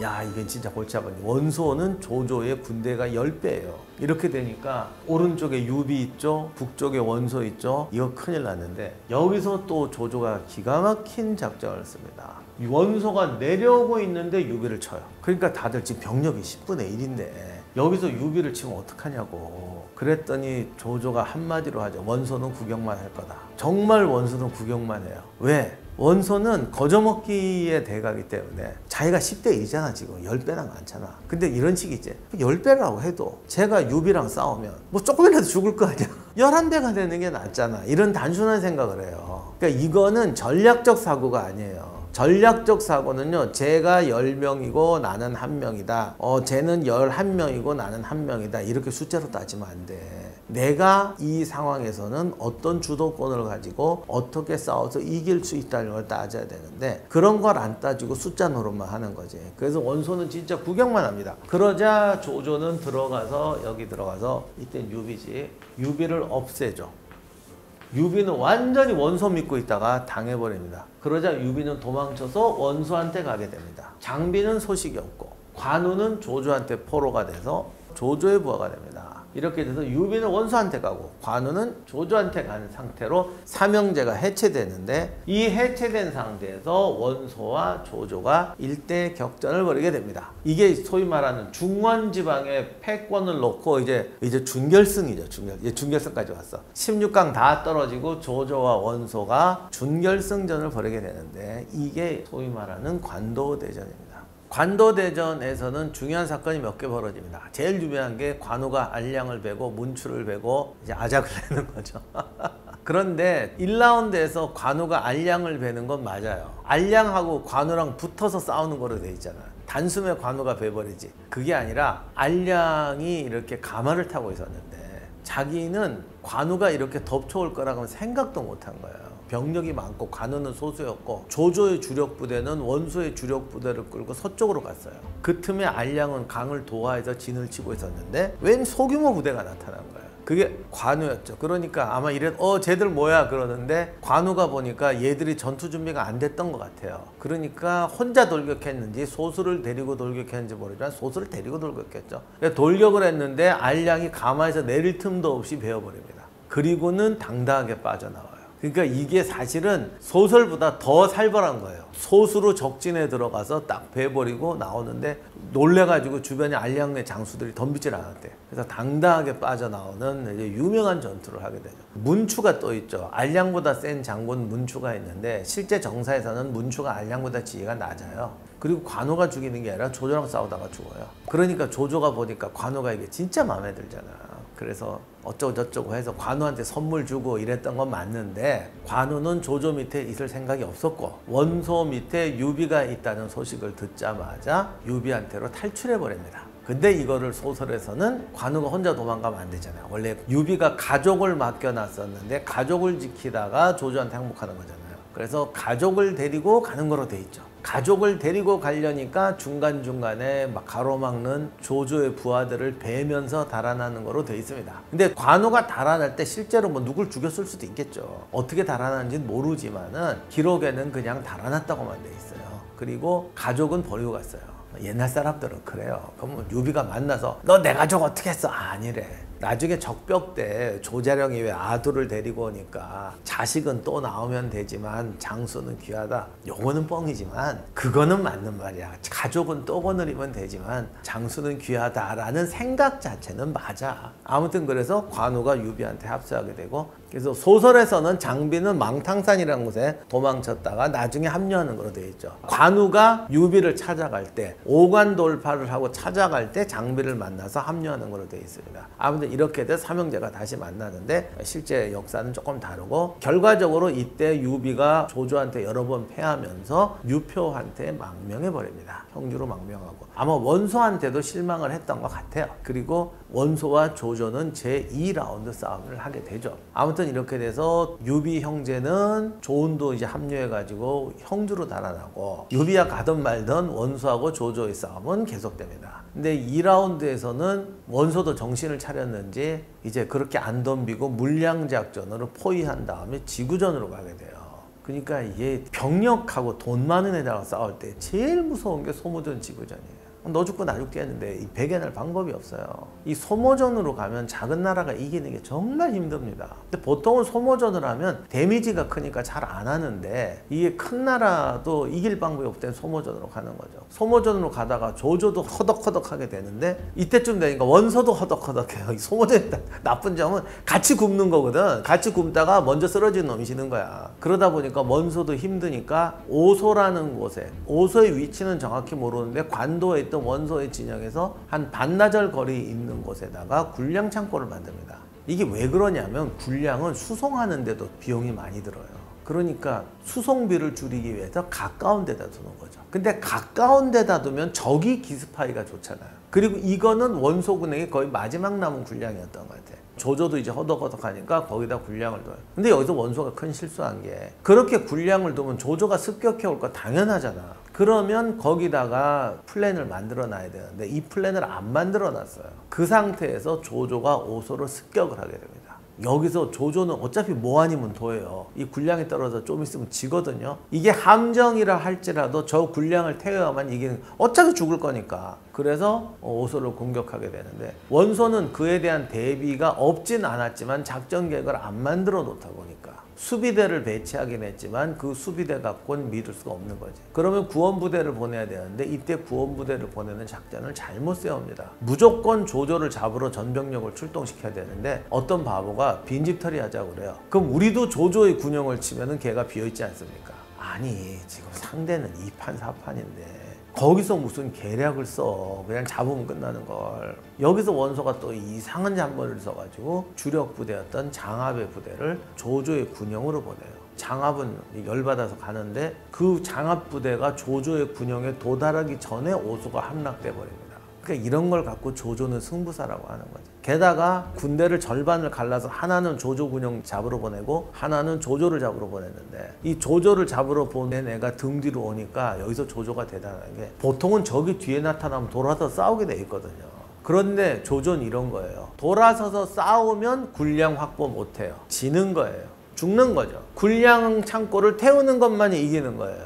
그러면 뒤에서 적이 쳐들어와서 나를 쳐서 죽으나 군량 창고를 쳐서 죽으나 죽는 건 똑같아. 근데 군량 창고를 쳐서 이기면 완전히 이기고 돌아서서 구원병하고 싸우면은 이겨도 이긴 게 아니야. 왜? 날이 밝아서 군량 창고는 못 점령할 때니까. 그럼 어떻게? 뒤에서 적이 치더라도 앞으로 나간다. 등 뒤에 바짝 다가와서 내 등을 칠 때까지는 나의 정신을 흐트러뜨리니까 보고도 하지 마라 라고 하고 오직 앞으로 진격합니다. 이렇게 돼서 군량 창고를 함락해 버리게 되죠. 그래서 관도대전은 이건 정말 할 말이 없어요. 원소의 완패예요. 역량, 승부적인 기질, 전술 모든 곳에서 원소가 조조한테 끌려다니다가 지게 됩니다. 물론 이렇게 돼서 원소 세력이 아주 망한 건 아니고 원소가 쳐들어왔던 거기 때문에 공격군이 망한 거죠. 그러니까 우리가 왜 당나라가 고구려에 쳐들어왔다가 안시성 전투에서 패했지만 안시성 전투에서 패한 거지 당나라가 멸망한 건 아니잖아. 그래서 돌아가게 되죠. 돌아가서 고향으로 돌아가는데 병이 나서 이제 1년 이상 못 살고 죽습니다. 그동안에 조조도 이제 피해를 많이 입었으니까 세력을 회복하고 다시 한번 또 붙어야 돼요. 원소는 아직 힘이 세기 때문에 원소는 죽었지만 아들 세력이 남아있었거든요.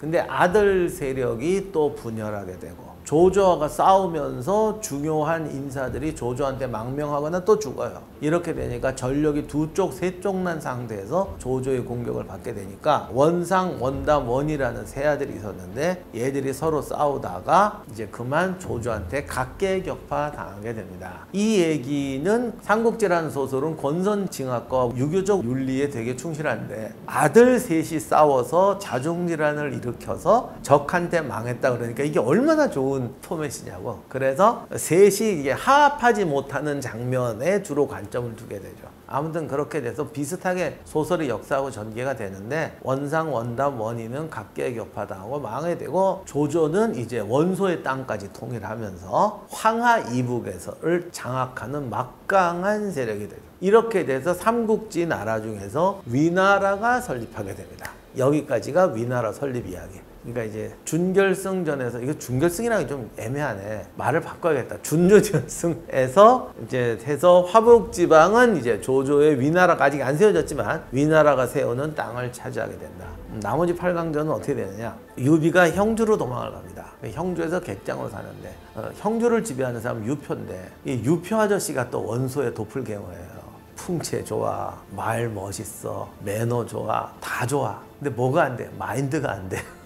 원소랑 똑같대. 거저 먹자, 쉽게 먹자, 모험하지 말자. 사실 유표한테 기회가 엄청 많았는데 이 아저씨는 뭐가 자기한테 뚝 떨어지기 전에 절대 안 움직이려고 해요. 물론 이것도 파고 들어가면 유표도 변명거리는 있어요. 뭐 여러 가지 제가 변명할 말이 제가 아니라 유표 편에 쓴다면 할 말이 있어요. 그런데 이 난세에 모든 거 다 가진 사람이 어디 있어? 사람들은 진짜 이런 거에 쏙더라고. 예를 들면 전투하러 가는데 제가 꾸물꾸물했어. 왜 꾸물꾸물했냐?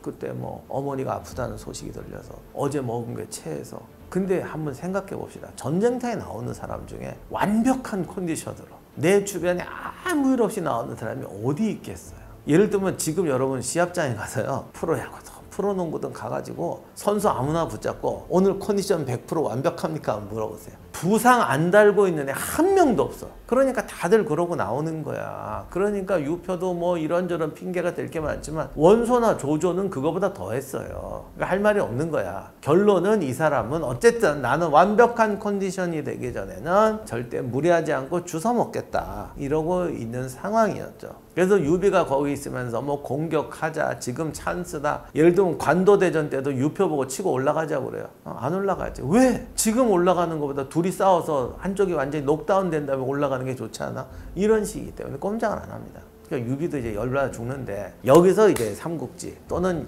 소설에서 뭐든 가장 중요한 사건이 벌어지게 되죠. 이때까지 유비는 실패 한 번도 성공을 못했잖아. 그래서 거기 유표한테 와서도 빌빌대고 있는데 사마이가 나타나서 당신 인재가 없어서 그렇소. 아니 무슨 소리야. 내 옆에 인재가 얼마나 돼. 관우장비 있고 쫙 있고 했더니 장수는 있고 문관은 있는데 전략가가 없잖아. 책사가 없잖아. 그럼 그게 누굽니까? 와룡과 봉추를 얻으면 뭐 천하를 제패할 수 있다. 어쩌고저쩌고. 그 와룡이 누구냐면 이제 남양에 살고 있던 제갈량이죠. 그래서 제갈량을 찾아갑니다. 그래서 삼고초려를 하게 되죠. 그동안 내가 뻥이어를 너무 많이 했는데 삼고초려는 진짜입니다. 삼고초려는 진짜입니다. 다만 삼고초려 스토리는 뻥입니다. 뭐 장비가 불사질르자고 했다는 둥, 뭐 갔는데 잠만 자고 있는데 유비가 기다렸다는 둥, 이건 뻥인데 삼고초려는 맞아요. 제갈량이 삼고초려 했다고 그랬거든요. 삼고초려는 맞아. 다만 이제 내용이 그렇진 않을 뿐이죠. 나관중을 이길 수는 없어요. 삼고초려에다가 양념을 치자 이러면 되잖아. 기둥에다가 꽃을 바르자. 어쨌든 간에 거기서 제갈량을 얻게 되죠. 유비가 제갈량을 얻은 거는 유비의 인생에서 어마어마한 정말 활용점정이랄까. 독수리가 다 있는데 날개가 없어. 그럼 독수리가 아니죠. 아니면 한쪽 날개는 있는데 한쪽 날개가 없어. 꼽는 거나 마찬가지지. 아니 독수리가 날개 하나 있으나 없으나 그게 그거지 뭐. 그런 점에서 제갈량은 독수리한테 한쪽 날개를 아니지 날개를 완성시켜주는 중요한 역할을 합니다. 크죠. 그런데 다만 한 가지, 제갈량은 전략가는 군사 전략가가 아니에요. 나라를 통치하고 인재를 다스리고 이런 걸 할 줄 아는 사람이죠. 이제 비로소 유비는 나라를 다스리고 외교 정책을 제대로 세울 수 있고 국가라는 걸 전제로 전략을 짤 수 있는 이제 능력을 갖추게 된 겁니다. 그래서 제갈량을 얻죠. 그리고 전투가 벌어지는데 조조가 이제 또 막 쳐들어오니까 제갈량이 신출기물한 이런 거로 해서 다 격파하는 거로 돼 있는데, 제갈량은 다시 한 번 말씀드리면 군사 전략가 아니라니까. 그 방망파 전투 같은 건 진짜 그건 유비의 계략이었어요. 이런 식으로 해서 버티다가 조조가 이제 관도대전으로 화북을 통일했으니까 이제 형주만 먹으면 남북을 얽히게 되는 거죠. 그러면 완전한 통일은 아닌데, 지금 여러분이 제가 4강이라고 그랬잖아요. 밑에 두 나라가 있고 옆에 두 나라가 있어요. 그런데 강 건너에 있으니까 조조가 강을 건너가게 되면 양자강을 중심으로 남북으로 영토가 되는 거예요. 그러면 이때 같이 옆으로 가면 천하통일이 되는 거죠. 그래서 형주만 먹으면 천하통일을 거는 게 마타논 당상이었습니다. 그래서 형주로 진공하게 됩니다. 여기서 유명한 적벽대전이 벌어지게 되는데, 일단 형주로 들어와서 유표가 저항을 안 하니까, 유표 아저씨는 이때 죽었고 워낙 아버지가 아무것도 안 하는 사람이니까 신하나 아들도 아무것도 안 할 거 아니야. 그래서 단숨에 조조한테 항복해버립니다. 싸우지도 않고. 이렇게 되자 급해진 유비와 손권이 동맹을 맺게 되죠. 그래서 조조는 형주는 쉽게 집어삼켰는데 또 하나인 이제 오나라와 싸우기 위해서 쳐들어가게 되는데, 이때 오나라는 나라는 굉장히 넓은데 병력이 많지 않았는지 군대가 그렇게 많지 않았어요. 그래서 유비와 손권이 합쳐서 조조와 싸우게 되는 게 유명한 적벽대전입니다. 이 적벽대전의 승패를 갈랐던 게 황계의 고육책이죠. 그러니까 배를 묶어놓고 있으니까 들어가서 화공으로 불살라버리자. 이게 참 좋은 아이디어인데 어느 바보가 배를 묶어놓고 있겠느냐. 그리고 화공하러 가는 배를 보면은 풀 거 아니에요. 그러니까 어떻게 되냐. 위장 항복선을 만들어야 된다. 그래서 황계가 고육책을 써서 위장 항복을 하고 조조가 이제 거기 휘말려서 적벽의 불바다가 되죠. 여긴 다 맞는 말인데요. 딱 하나만 거짓말이에요. 뭘까요? 황계가 위장 항복한 것도 맞는 말이고 다 맞는 말이야. 적벽대전에 그 불타는 건 비슷해. 진짜 싫어라. 딱 하나만 거짓말이야. 고육책이 거짓말이에요. 그냥 편집원에서 위장 항복했어요. 이게 나관중이 이런 걸 잘한 건데, 아니 조조 같은 애가 지금 배를 다 묶어놓고 있는데 저쪽 애가 와서 들이받는데 이게 말이 되냐. 조조 같은 애가 위장 항복을 이렇게 쉽게 쏙는다는 게 말이 되냐. 그래서 집어넣은 게 고육책이었어요. 그러니까 참 나관중이 섬세하긴 한 거야. 이런 귀신같이 잡아내고. 근데 당시 정사위도 봐도 조조가 왜 쏘갔는지에 대해서는 뭐 이게 없는데, 아무리 훌륭한 사람도 뭔가 큰 게 닥치면 넘어가요. 예를 들면 가짜약을 팔면서 이거 먹으면 몸에 좋습니다 이러면 안 쏘가. 근데 사람 보고 암에 걸려서 이제 생명이 3일밖에 안 남았어. 그런 사람한테 개똥을 먹으면 낫습니다 하면 먹어요. 그러니까 그런 식으로 무언가 내 앞에 큰 게 떨어졌을 때 사람은 자기관리를 못하는 거예요. 그래서 조조는 그 적벽대전에서 그것 때문에 넘어가는 것 같아요. 넘어가서 적벽대전에서 패하게 되는 거죠. 다만 이제 적벽대전에 3대 거짓말이 있는데, 첫째, 황계의 고육책. 두 번째, 제갈량이 기도해가지고 동남풍으로 바꿨다. 기도해서 바람을 어떻게 바꿔. 그랬더니 뭐 그건 쇼였다. 원래 무역이 분다. 다 알아 그 동네 사람들. 그래서 그거 다 맞는 말이고, 세 번째 거짓말이 조조가 도망가는데 관우가 나타나서 살려준다. 뻥이죠. 조조랑 오소의 전투 같은 경우는 오소라는 곳이 첫 번째로 이제 매복인 그 신산이잖아요. 그러니까 분명 도망가면 여기서 쉴 거다. 이래가지고 거기서 이제 습격한 걸로 돼 있는데 사실은 그게 아니고 유비하고 손곤이 다 미리 예상해 놨다가 여기서 화공 지르고 나오는 애 쳐서 공격하고 이렇게 해서 벌어진 게 오소 전투예요. 그래서 오소 전투는 치열했다고 그러고 손곤과 이제 유비의 승리로 끝나죠. 하지만 조조도 만만치 않았기 때문에 형주를 완전히 차지하지 못하고 형주에 남은 거점이 있었죠. 거기를 두고 이제 또 유비와 손곤과 조조 간의 이제 대결이 벌어지게 됩니다.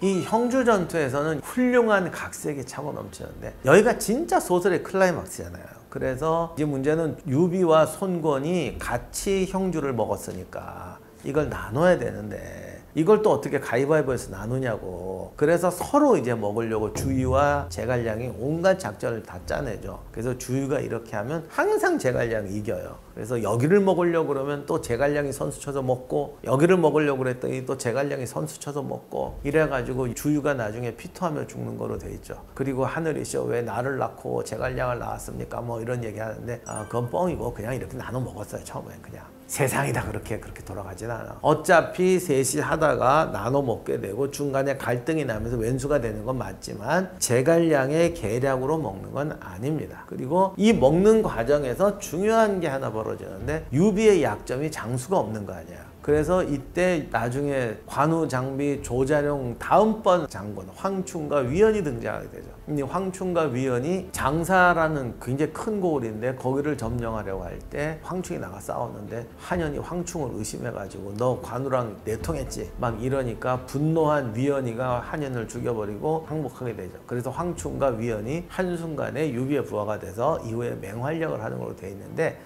이것도 각색입니다. 그러니까 뭐 갑자기 황충이 돌아가다 활 쐈더니 뭐 그 싸울 때 멋있잖아. 둘이서 막 노장 황충과 관우가 싸웠는데 황충이 말이 쓰러져요. 그랬더니 관우가 기사도 다 일어날 때까지 기다리죠. 그러니까 황충은 또 활을 안 쏘고 어디까지나 이걸로 하려고 그래. 그때 한연이가 너 왜 활 안 쏘고 자꾸 이거로 하니? 그랬더니 활을 쏘긴 쏘는데 좀 비겁하니까 일부러 탁 돌려쓰여서 여기를 먼저 맞추고 그 다음에 두 번째를 쏴서 이제 관우가 쳐내게 하죠. 그랬더니 한연이가 너 짰지? 막 이렇게 했더니 위연이가 이 장수의 남아의 세상을 모르는 이 멍청한 놈아 뭐 이렇게 되는데 멋있잖아 스토리는. 그래서 여기도 스토리가 많은데 다 밑밥도 많고 저도 제일 좋아하는 얘기가 황충과 관우의 대결이에요. 어렸을 때 정말 좋아했어요. 그리고 나는 이게 진짜 인생의 교훈인 게 살다 보면 나 그런 거 많이 봤어요. 그러니까 우리가 소설로 볼 때는 관우가 황충하고 싸우다가 보니까 이제 진짜 호족수를 만난 거 아니야. 그러니까 둘 다 뭐야 페어플레이로 이기고 싶은 거예요. 그래서 황충이 넘어졌을 때 관우가 일어날 때까지 기다려주고 황충은 활을 쏠 때도 한번 경고 사격하고 쏘고 멋있잖아. 다들 멋있다고 그래. 근데 한연이가 막 열받잖아. 그죠? 너 왜 이래? 그럼 또 한연이를 죽이잖아. 근데 세상 살아보면요 남 얘기 읽을 땐 다 멋있다고 그래. 근데 지가 할 때는 다 한연이 돼요. 내가 살면서 무지하게 많이 봤어. 그렇게 페어플레이 찾고 막 이러던 애들이 지네가 할 때는 온갖 비겁한 수를 다 쓰고 그 비겁한 수가 비겁하다고 그러면 너 어느 나라 사람이냐. 정말 많이 봤어. 이게 인간의 본성이죠. 그러니까 제가 늘 하는 말이 한현이 정상적인 인간이에요.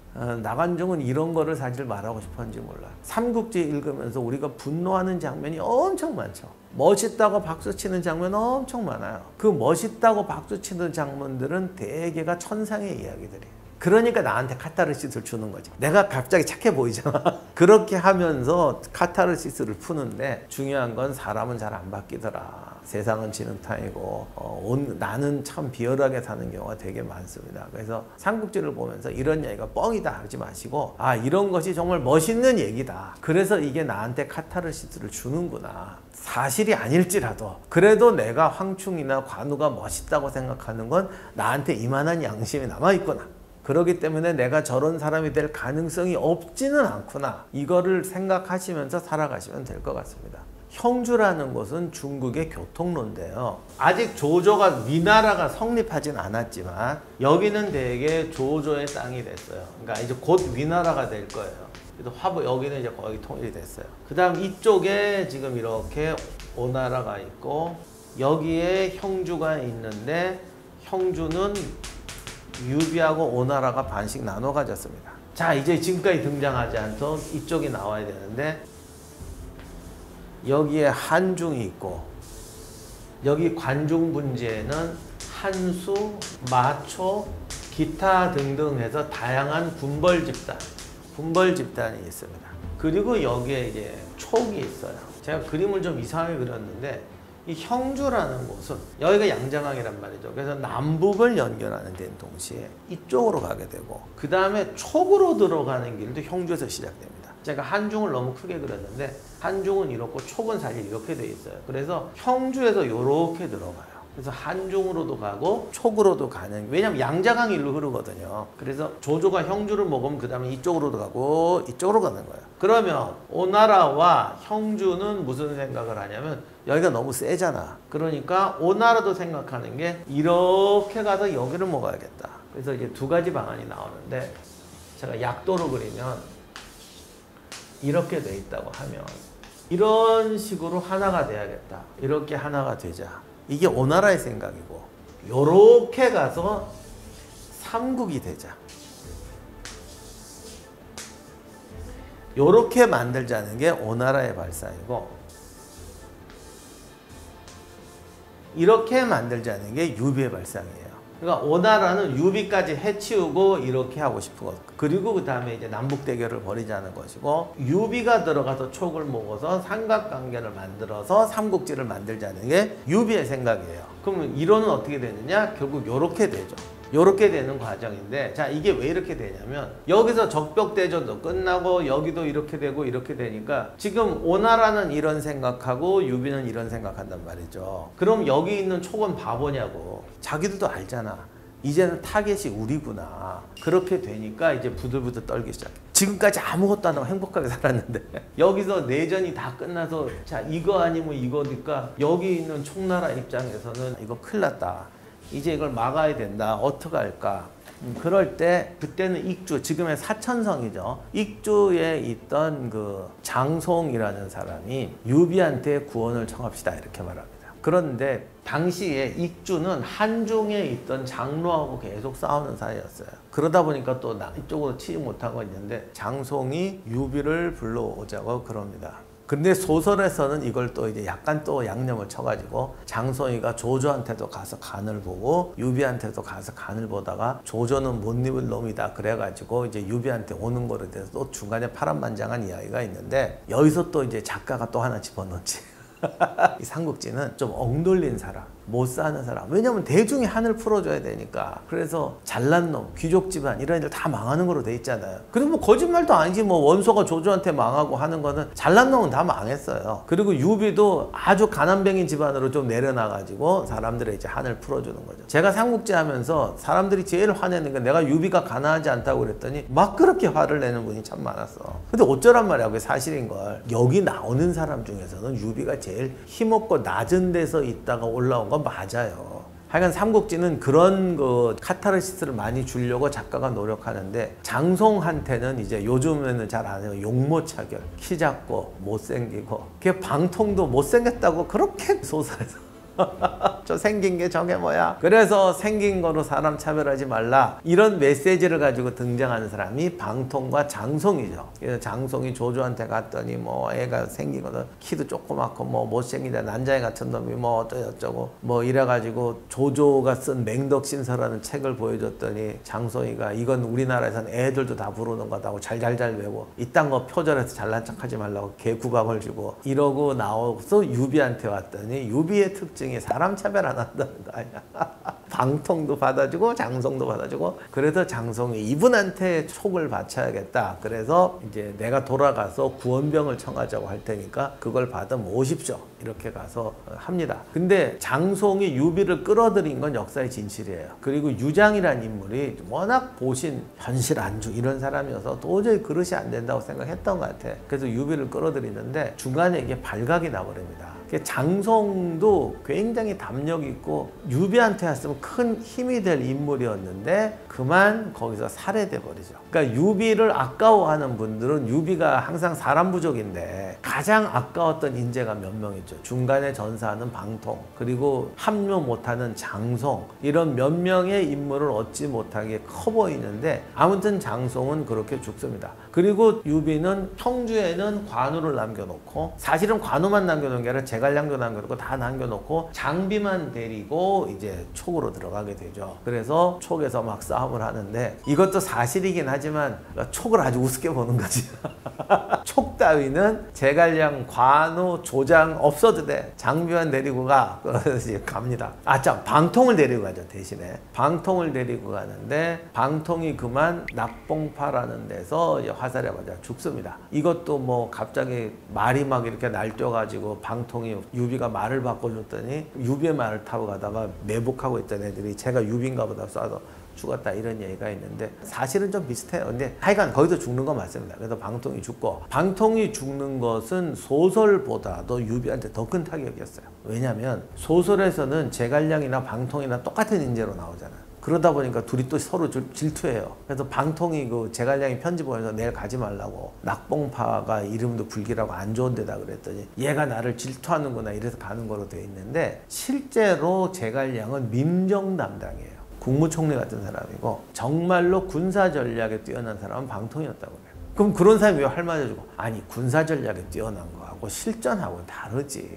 방통이 군사 전략가로 탁월한 사람이었는데 본인은 실전 경험을 많이 하면 자기도 군사 전략도 더 탁월하게 세울 수 있다고 생각했겠지. 했는데 그만 너무 성벽 가까이 접근했다가 화살을 맞아 전사하게 됩니다. 좀 안타까운 일인데 의욕은 넘쳤던 것 같아요. 그때 방통이 젊었거든요. 그러니까 본인 입장에서는 위대한 군사 전략가가 되기 위해서는 실전도 잘 알아야 된다. 이런 마음으로 너 총이나 쏴봤어? 이런 소리 듣기 싫어서 앞에 갔다가 이제 그만 돌아가신 거죠. 아무튼 뭐 그래서 방통이 전사하는데 실제로 방통은 군사 전략가였고 유비나 관우나 장비나 전투, 실전 전술지휘는 잘하는 사람인데 군사 전략에서 좀 약했기 때문에 방통이 죽은 건 좀 치명타였다고 할 수 있죠. 어쩌면 방통이 안 죽었으면 이릉대전의 실패도 없었을 수도 있어요. 그러나 아무튼 방통이 전사하게 되고요. 이렇게 되니까 이제 또 증원부대가 와야 되잖아요. 왜 제갈량도 오고 조운도 오고 이러면서 이제 마지막으로 이제 결국 촉을 점령해야 되는데 이 과정에서 장비가 엄한이라는 장수를 또 스카우트하게 되죠.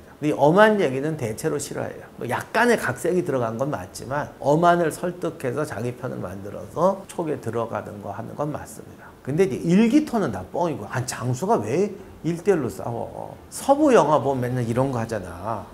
이런 거.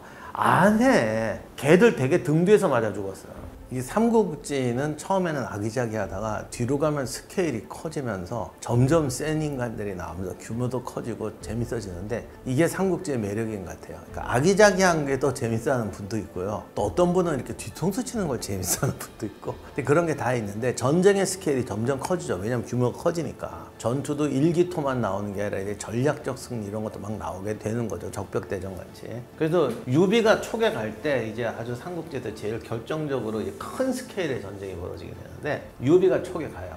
자 이렇게 되니까 조조는 조조대로 이게 뭘 해야 될 거 아닙니까? 조조는 여기를 칩니다.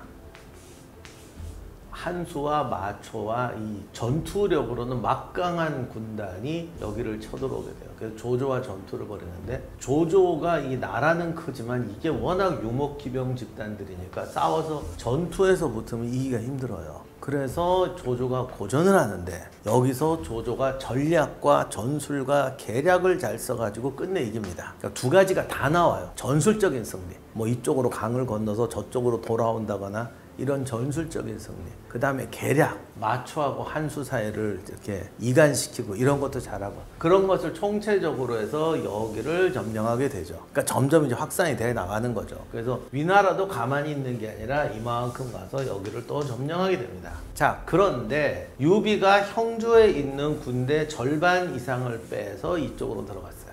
그러면 오나라 입장에서 보면 이때 여기를 치면은 깨끗하게 형주를 장악할 수 있어요. 그런데 조조가 또 여기를 싸우고 있어. 신나는 거지.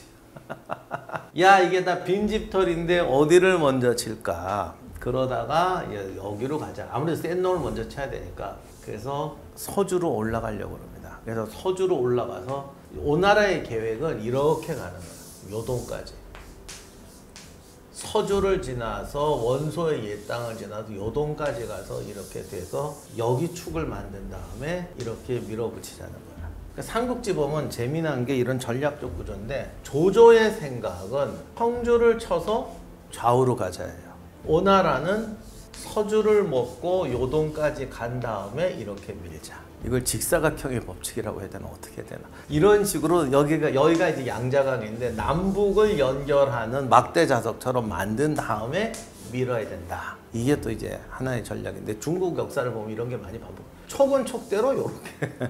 나중에 북벌론 보면은 촉은 이렇게 돼서 관중을 먹은 다음에 이렇게 가자. 그래서 우리가 흔히 삼국지를 위오 촉의 싸움이라 그러는데 이 전략적 구조를 보면 이 막대 자석 구조로 이렇게 나옵니다. 각자 이렇게 돼가지고 먹는 거죠. 그래서 여기를 가려고 그래요. 그래서 조조가 바빠요. 여기 갔다가. 근데 또 여기로 갔다. 이렇게 되니까 여기가 왔다 갔다 왕복 수천 킬로입니다. 이걸 싸우고 있어요. 유비는 촉을 드디어 먹었어. 먹고 나니까 이게 얼마나 신나. 조조는 유비가 촉을 먹으니까 이거 위험하다 싶어서 한중을 먹으려고 그러죠. 여기를 먹으면 촉은 또 먹어봤자 조그만 땅이에요. 그래서 한중을 먹으려고 그러는데 그냥 오나라가 쳐들어오네. 그래서 또 일로 가지.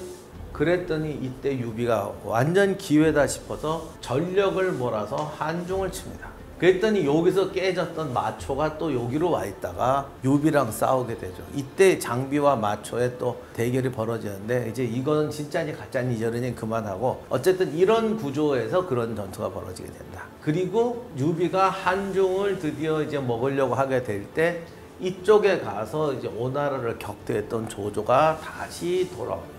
이렇게 돼서 조조와 유비의 정면 대결이 벌어지게 됩니다. 이 부분이 삼국지 소설에서 왜 사람들에게 그 감동을 못 주는지 모르겠는데 이게 진짜 큰 거예요. 지금까지 역사를 보면은 조조하고 유비가 싸워서 유비가 언제 근처에라도 가본 적 있나? 한 방에 깨지고 한 방에 깨지고. 그래서 드디어 한중을 먹으려고 하는데 이 한중까지 먹어야 촉도 좀 제대로 된 나라가 되거든.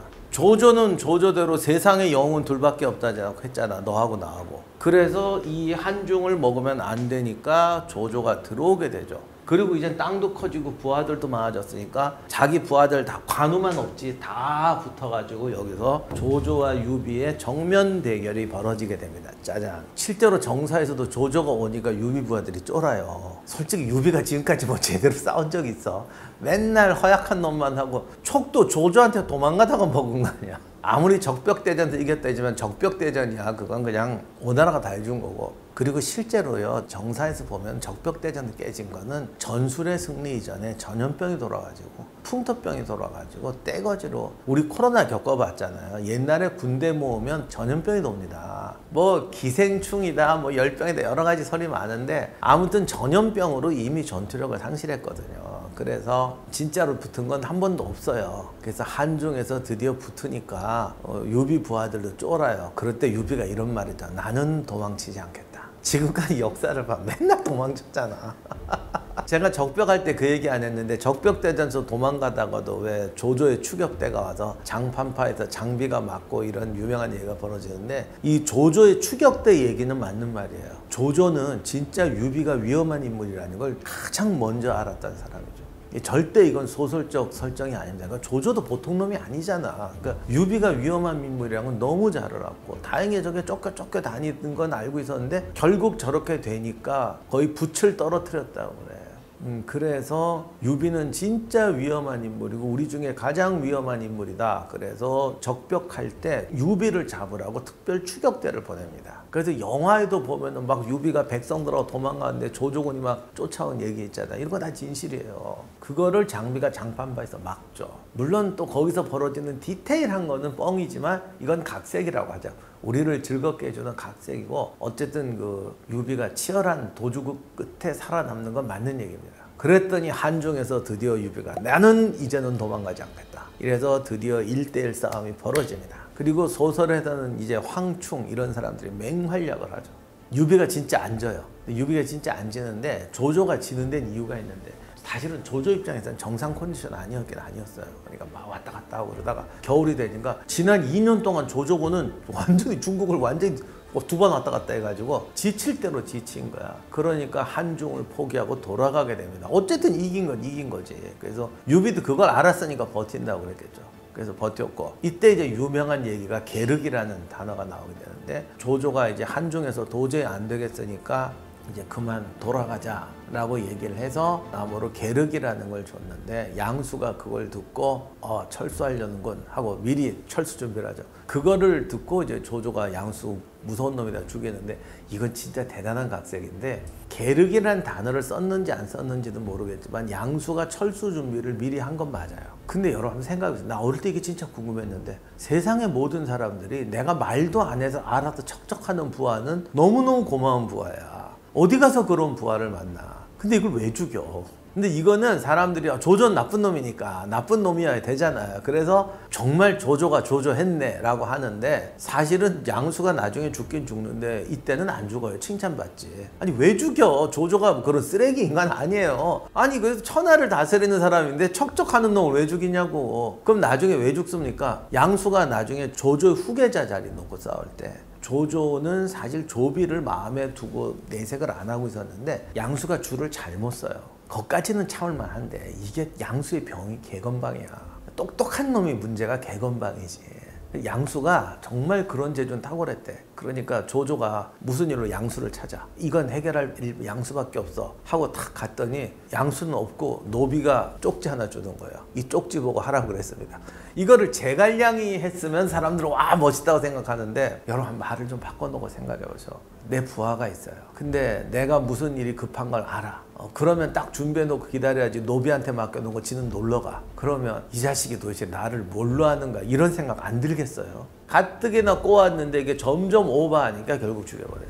그리고 내 편이 아니라 저쪽 편에 섰으니까. 그런 놈이 저쪽 편에 섰을 땐 위험한 거지. 그래서 죽이는 겁니다. 아무튼 그건 그렇고 이 한중 공방전이 치열하게 벌어지는데 이때에 이제 하우연이 전사하게 되죠. 하우연은 소설에서는 평가절하됐어요. 하우연이 그렇게 뛰어난 장수로 안 나오는데 소설에서는 조조의 최고 장수는 하우돈이잖아요. 그리고 하우연은 그냥 하우돈의 동생으로 나오는데 실제로 역사를 보면 하우돈은 실전형 장군이 아니라 조조가 믿는 국방부 장관 형태의 장군이고 그렇다고 실전을 안 뛰었다는 얘기는 아닙니다. 그런 관리형 장군이고요. 진짜 전술 맹장은 하우연이었어요. 전투도 잘하고 야전지휘관으로 1등을 치는 사람은 하우연이었는데 최고의 야전지휘관이었던 하우연과 장압을 한중에 투입하죠. 왜냐하면 그만큼 한중이 중요했으니까. 그런데 장비가 얘들을 깨트리고 이겨버립니다. 사실은 황충이 한 게 아니라 장비가 했어요.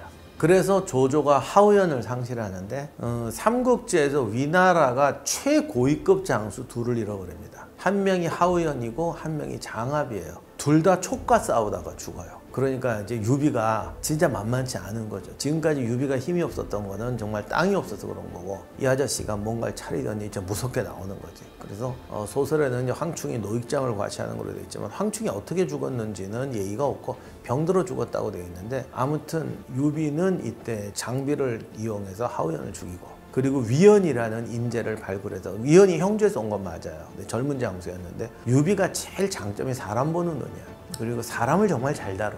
그리고 사람을 기교로 다스리는 게 아니라 덕으로 다스려요.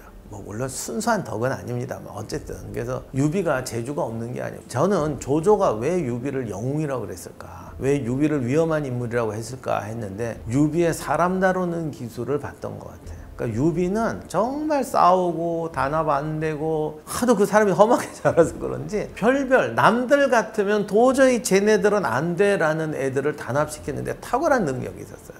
그러니까 조조가 무서워할 만하지. 그래서 한중에서 하우연을 죽이고 촉이 한중을 차지하게 되면서 그야말로 이제 완벽한 거의 완벽한 삼국지 구도가 나오게 되죠. 여기를 촉이 차지했고 요 관중분지부터 여기까지를 위가 차지하고 여기를 지금 오나라가 차지했는데 중간에 형주의 반쪽을 관우가 차지하고 있어요. 근데 이것까지 촉이라고 하면은 촉이 한중, 촉, 형주가 연결되어 있습니다. 이게 왜 중요하냐면 촉나라는 이쪽에 그 사천분지라고 그래갖고 그 촉의 잔도라고 여기가 진짜 험한 길이에요. 그러니까 여기서 일로 들어가는 길이나 여기서 일로 들어가는 길이 정말 만화 같은 길이에요. 검각이라는 데가 있는데 지금도 있어요. 도대체 이런 데가 있냐 싶은 땅이 여기에 들어가기 힘들어. 들어가기 힘들다는 건 나오기도 힘들다는 거죠. 그런데 형주를 차지하고 있으면 강을 따라 형주로 내려올 수가 있습니다.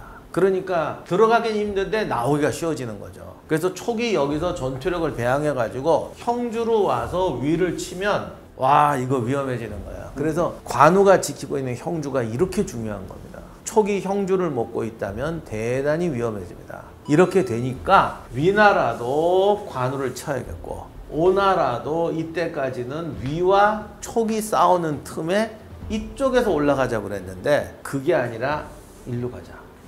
무조건 여기를 먼저 먹어야 된다. 그래서 형주가 이제 사면초가가 됩니다. 여기서 이제 관우의 유명한 얘기가 나오는 거죠. 이렇게 되자 위가 형주를 치기 위해서 조인을 보내죠. 그리고 방덕도 보내고 우금도 보내고 정말 조조가 믿는 맹장들을 보냅니다. 방덕이나 우금이나 조인은 소설에서는 평가절하되어 있지만 조조가 거느리고 있던 최에이스급 장군들이에요. 우금 같은 경우, 우금은 진짜 불쌍해. 소설에 보면 맨날 치이는 사람으로만 나오는데 사실은 장료보다도, 그러니까 조조의 장군 중에서 제일 격이 높았던 장수 중에 한 명이에요. 그래서 우금도 보내고 이런 애를 보내는데 관우가 조인과 방덕과 우금을 만나서 다 격파해버렸죠. 방덕을 죽이고 우금을 포로로 잡습니다. 이게 당시에는 어마어마한 센세이션이었어요. 그리고 우금은 조조가 처음 봉기했을 때부터 장군이거든요. 그러니까 하우연이 한중에서 전사한 것보다 어떻게 보면 더 큰 충격이었을 거예요.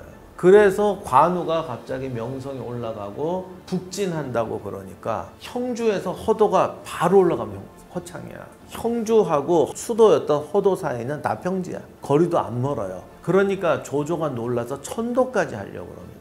그런데 이때 오나라는 이미 우리는 이쪽으로 북진하면 이 요동까지 가는 전략을 포기하고 형주를 먹어야 된다는 거로 작전을 바꿨었어요.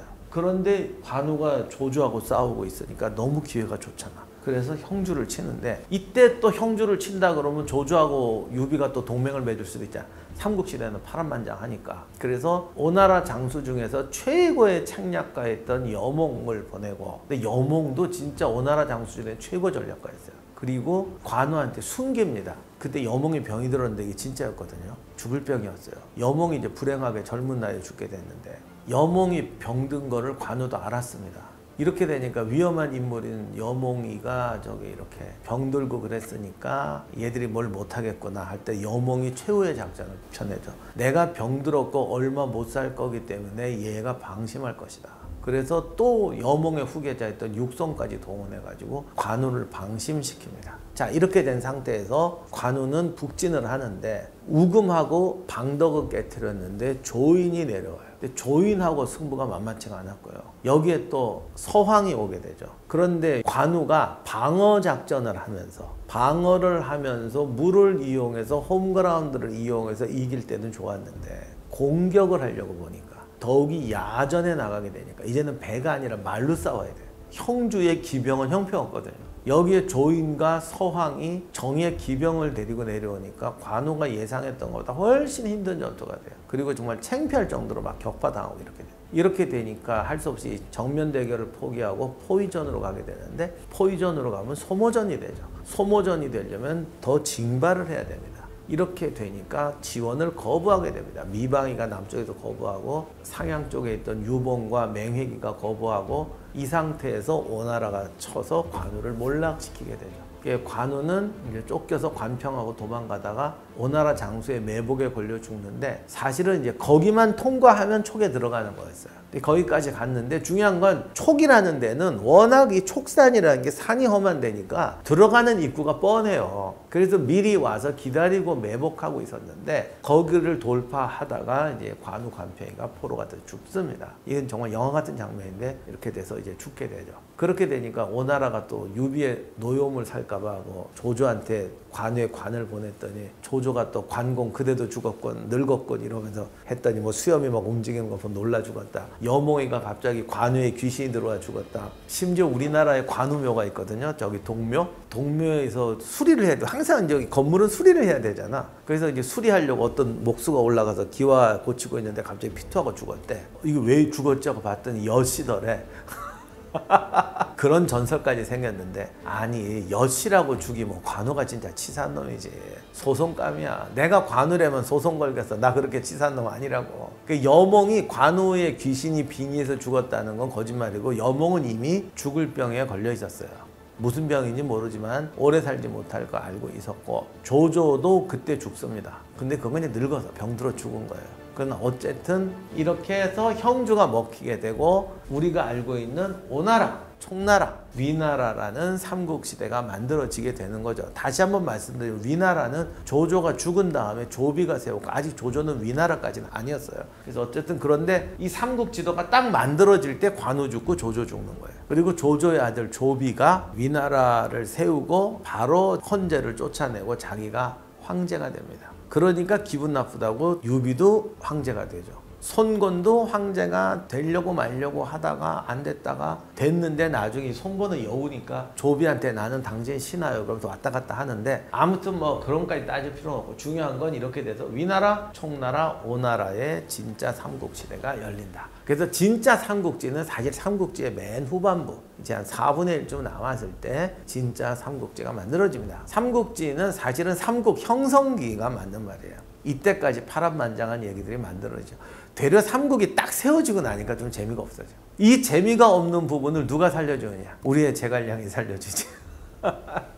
관우가 죽고 나니까 유비의 양자였던 유봉이 맹획은 조조한테 도망가 버리고 유봉은 관우를 도와주지 않았다는 죄로 죽게 됩니다. 근데 유봉도 삼국지에서는 좀 평가절하됐는데 되게 맹장이었대요. 양아들이긴 하지만 그 맹장인데 애가 성격도 좀 거칠고 너무 세니까 나중에 위험하다고 제갈량이 건의를 해서 죽였다고 그럽니다.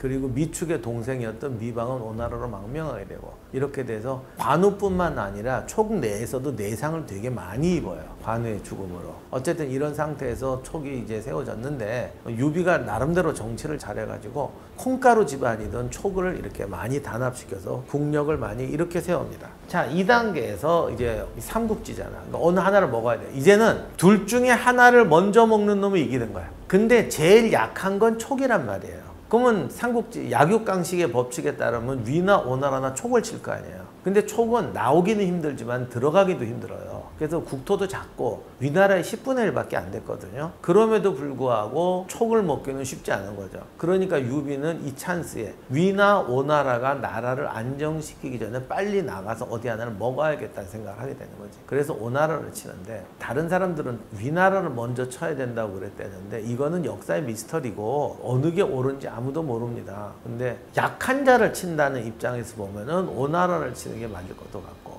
유비의 브레인들 중에 상당수는 형주 출신들이에요. 유비가 워낙 떠돌아다녀가지고 이렇게 좀 기반 있는 사람이 없어요. 인재는 많았다고 하지만 어느 지역 기반 있는 사람이 없는데 유일하게 지역 기반을 가진 게 형주예요. 그러니까 어떻게 보면 관우의 복수가 아니라 형주를 되찾는 게 1차적인 목적이었을 수도 있고 옳은 판단이었을 수도 있습니다. 그래서 형주로 진공에 나가게 되는데 오나라의 새로운 신성이었던 육손한테 걸려가지고 대패하게 되죠. 그리고 그 충격으로 유비도 죽습니다. 이게 이릉대전이죠. 그리고 이때 유비가 이릉대전에서 실패하는 데는 여러 가지 이유가 있는데 결정적인 게 장비가 죽어요. 근데 장비의 죽음이 이릉대전에서 작전 계획을 많이 틀어놨어요. 소설에서는 뭐 여기서 제갈량이 뭐 이상한 진법도 발휘해갖고 막 도술 같은 것도 쓰고 뭐 여러 가지 얘기를 합니다만 사실 진짜 중요한 건 장비가 죽었기 때문이에요. 그 바람에 작전 계획 전체가 틀어지게 돼요. 장비가 이제 부하들한테 죽게 되는데 그 사연은 소설에서는 뭐 술 먹고 두드려 패다가 죽었다고 되어 있는데 소설이 아니라 정사에서 보면은 장비는 좀 부하들한테 좀 세게 했대요. 그것 때문에 유비도 경고를 했대는구만. 너 너무 그렇게 애들 패고 그러지 말라고. 근데 그것 때문인지는 모르겠지만 아무튼 소설은 그걸 토대로 각색을 했고 장비가 죽게 됩니다. 장비가 죽는 바람에 이릉대전은 유비의 계획이 흐트러지면서 그 약점이 찔려서 대패하게 되죠. 그 충격으로 유비도 죽습니다. 이렇게 되니까 위, 오, 촉은 성립하는데 조조도 죽고 유비도 죽고 이제 2세들의 싸움터가 되고 오나라의 손권만 오래 살아남아 있게 되죠. 그래서 이 후반부 재미없는 부분을 혼자 이제 짊어지고 나가는 분이 제갈량입니다. 그래서 제갈량이 유명해지는 거죠. 근데 이게 정말 사람 취향 차이인데 조조 죽고 유비 죽으니까 갑자기 재미없다 하는 분도 있고요. 이때부터 진짜 재밌다라고 하는 분도 있어요. 아무튼 삼국지가 이렇게 정립되고 나니까 이거를 책임진 사람이 이제 제갈량이죠. 그래서 제갈량이 유명한 북벌을 시작합니다. 이 북벌을 할 때는 정말 충격이었대요. 왜냐하면 조조가 유비를 굉장히 높게 평가했잖아요. 그거는 다른 사람은 높게 평가 안 한다는 거 아니야. 거기다 관우 죽었지, 장비도 죽었지, 황충도 없지. 그래서 촉은 저건 시한부 생명이다. 쟤들은 이제 별거 없다. 그래서 완전히 방심하고 있었대. 그때 촉이 갑자기 제갈량이 치고 나오니까 화들짝 놀란 거죠. 더욱이 제갈량은 우리가 알고 있는 소설처럼 군사전략가가 아니에요. 본인 말대로는 군사는 모른다고 했던 사람인데 갑자기 제갈량이 군대를 이끌고 북벌을 시도하고 그게 비록 실패하긴 하지만 맨날 성공할 뻔 할 정도로 위협하니까 그러니까 위나라는 큰일 난 거야. 그래서 관중 쪽에다가 대군을 몰아넣고 결사도로 맞게 되는데 소설에서는 제갈량이 신출기물 하니까 무서워서 그런다고 했지만 사실은 거기다가 대군을 투입하면 오나라가 치고 나오는 게 무서운 거예요. 그런데 촉이라는 데는 결코 만만히 볼 수가 없는 데기 때문에 이제 굉장히 신경 쓰면서 들어가지 말고 방어만 해라 라는 걸 하게 되죠. 근데 또 방어만 할 수가 있나? 그래서 공격을 하는데 공격을 하다가 그만 위나라의 또 위대한 장군이었던 장합이 전사합니다. 이렇게 되니까 이제 고전하게 되는데 제갈량의 북벌을 아쉬워하는 사람들은 이제 제일 이제 유명한 게 이제 마속인 읍참 마속인데 제갈량이 사실 가장 성공할 뻔 9번을 북벌을 하는데 가장 성공할 뻔했던 건 1차 북벌이었죠. 왜냐하면 대비를 안 하고 있었으니까. 그런데 이제 1차 북벌에서 위연과 제갈량의 의견이 갈립니다. 위연은 이제 직선으로 돌파해서 먼저 점령하자. 제갈량은 아니다. 주변 지역을 먼저 점령해서 안전을 확보한 다음에 밀어붙이자. 이것도 삼국지 게임할 때 사람마다 스타일이 다른데 몰아서 그냥 바로 들어가는 사람이 있고 병력 키우고 해서 완전히 이길 수 있게 만든다고 싸우는 사람이 있거든요. 근데 어느 게 옳다라고는 저도 말 못하겠어요. 전쟁터에서 이거는 늘 논란이 되는데 이거는 사실은 어느 게 옳은 게 아니라 완성도 그리고 상대의 상황에 따라서 어느 게 적절한가는 결정 나는 것 같아요. 근데 이때는 위나라가 방심하고 있었기 때문에 위연 방식도 통하는 말이고 제갈량 방식도 통하는 말이에요. 그래서 뭐 어느 게 좋다까지는 제가 판단을 못 하겠어요. 위연 말도 했다가 진짜 실패했을 수도 있고 성공했을 수도 있는 거죠. 그런데 이제 위연은 이게 끝까지 원통해가지고 나중에 이제 불평하다가 반란의 모의로 걸려갖고 죽게 되는 이유가 되는 거 봐서는 나름 성공 확률이 높았던 것 같아요. 어쨌든 제갈량은 군인은 아니었으니까 이렇게 위험한 행동을 하는 모험은 잘 못하는 거죠. 그런데 그렇다고 제갈량의 방법이 틀린 건 아니었어요. 중요한 거는 여기서 가장 결정적인 걸 마속이 주고 있었어요. 그래서 마속이 사실은 거기서 제갈량의 명령은 너는 전투를 못하니까 전투를 하지 말고 그 지역을 지켜라 였는데 위나라의 맹장이었던 장합이 아직 전사하기 전이니까 장합이 제갈량의 이 전략을 꿰뚫어 보고 마속 쪽으로 바로 쳐들어와 버린 겁니다. 이렇게 되니까 계획에 없던 일이 벌어졌거든요. 그러자 마속이 우왕좌왕해요. 소설에서는 마속이 높은 데를 가지 말고 낮은 데에 진을 쳐라 라는 말을 듣고 낮은 데에 진을 치고 있다가 야 싸우려면 높은 데 있어야지 어떻게 낮은 데 있니 그래가지고 높은 데 갔다가 이제 물이 없어서 졌다 이렇게 되어 있는데 실제로는 그게 거의 비슷한데 조금 달라요. 마속이 산에 올라가는 것 자체는 틀린 말은 아니에요. 그런데 문제는 얘가 실전지휘를 안 해봐가지고 어디 이전할 때는 물 보급이 굉장히 중요해요. 근데 그런 거를 잘 못했던 것 같아요. 물통으로 날라오면 되지 뭐 이런 식으로 하다가 물이 끊기고 하면서 실패했던 것 같습니다. 어쨌든 이렇게 마속이 실패하는데 읍참 마속을 하게 되는 건 마속도 자기가 죽을 죄는 아니고 제갈량 잘못한 것도 있는데 나라를 위해서 내가 모든 책임을 지고 죽겠습니다. 변명도 안 하겠습니다. 이러고 죽어요. 그러니까 제갈량이 눈물을 흘렸다는 거는 마속을 죽이는 것 우리는 이제 읍참 마속 그러면 내가 아끼는 부하지만 공과 사는 엄정하게 해야 되기 때문에 이렇게 한다로 알고 있는데 사실은 마속이 패전의 책임을 자기가 지고 가겠다. 왜? 이 나라에는 제갈량이 없으면 안 된다. 다음번의 승리를 위해서 나라의 승리를 위해서는 지금 내가 책임을 지고 죽어주는 것이 가장 나라를 위하는 길이다. 이런 마음으로 죽었다는 게 사실은 정사의 진실입니다. 이 북벌 과정에서는 제가 9차 북벌을 다 얘기할 수는 없는데 북벌 과정에서는 그야말로 제갈량의 홈그라운드잖아요. 이기지는 못하는데 뭐 계곡에다가 지뢰를 묻어 놓기도 하고 뭐 검은 거, 공성계 검은 거 타며 비워놓고 이제 별거 다 하면서 제갈량의 맹활약을 하는데 이건 제가 맞다 틀리다를 떠나서 당시 북벌이 촉이라는 데가 산길이 이렇게 이래갖고 이 길로 갔다가 저 길로 갔다가 엄청난 머리 싸움 하는 건 맞아요. 그리고 이제 강유라는 인재를 스카우트 해가지고 걔를 특전대장으로 써갖고 이리 뛰고 저리 뛰고 하는 건 맞는데 이거는 그냥 마음을 비우고 진실이 어디냐를 떠나서 여러분이 한번 읽어보시면 좋겠어요. 제가 이거를 요약해서 설명한다는 건 진짜 의미가 없는 것 같아요. 무슨 실황 중계하는 것도 아니고. 그러니까 이거는 정말 읽어보시면 누구는 이 북벌이 삼국지의 백미라고 그래요. 저는 그렇게 생각 안 하지만 또 재밌는 건 또 맞아. 아니 진짜 재밌어. 더 재밌게 못하나 생각이 들 정도로 굉장히 다양하고 이거는 정사도 재밌어요. 그러니까 소설은 소설대로 재밌고 정사는 정사대로 재밌고 아무튼 촉산이 가지고 있는 스토리 중에 제일 재밌는 게 북벌이니까 북벌의 과정을 한번 살펴보시면 좋을 것 같습니다. 삼국지에서 마지막에서 가장 눈물을 쏟는 장면이 이제 제갈량의 죽음 부분입니다. 여기서는 정말 우는 사람들 많아요. 제갈량이 사람을 2번 울려요. 한 번이 출사표. 누가 그런 글을 썼더라고. 출사표를 읽고 눈물을 흘리지 않으면 남자가 아니다. 막 이런 말을 했어요. 근데 이거는 뭔가 역사 좋아하고 사람들의 이야기를 좋아하고 뭔가 좀 비장하고 멋있는 거 좋아하는 분이면 남녀를 초월하고 눈물이 나. 그 출사표를 읽으면 눈물 난다는 말 진짜 참 글이 그렇게 뭐 심오한 얘기는 아닌데 그럼에도 불구하고 정말 진심이 느껴져요. 그리고 사실 유비는 이미 죽었잖아. 그러니까 제갈량은 뭐 지금 상황을 보니까 그냥 나 혼자 이러고 그냥 내 세대에 이러고 살다 죽으면 되겠네. 내가 고생할 필요 없겠네 라고 생각해도 되는 세상이고 실제로 세상 살아보면 그렇게 사는 사람 진짜 많아요. 언젠가 이 나라가 망할 거야. 적이 쳐들어와서. 근데 나 때는 상관없을 것 같아. 내 아들 때나 손자 때나 그럴 때까지 어떡하겠어. 그냥 나 혼자 흥청망청 즐기다 갈래. 이런 사람 진짜 많거든요. 근데 그래도 되는데 제갈량은 이길 가능성이 극히 드물지만 유비의 뜻을 위해서 그리고 어차피 우리는 나가서 해야 된다. 항복하고 살 수도 있지만 나는 유비가 죽었지만 유비의 뜻을 끝까지 이어잡겠다 라고 하고 나가는데 그런 거 정말 눈물 납니다. 그래서 이제 출사표로 울리고 그 다음에 그렇게 하다가 이제 안 되잖아요. 그래도 제갈량은 이거를 멈추면 우린 죽는다. 그러니까 확률이 1%라도 이게 가장 높은 확률이다. 그렇게 해서 나가다가 이제 오장원에서 병들어 죽죠. 근데 보통 사람 같으면 그걸 하겠냐고요. 어차피 생각해봐. 나 이제 죽게 됐어. 근데 아직 위나라 군대는 안 쳐들어와. 그러면 어차피 내가 이기지도 못할 거 나갈 필요 없잖아요.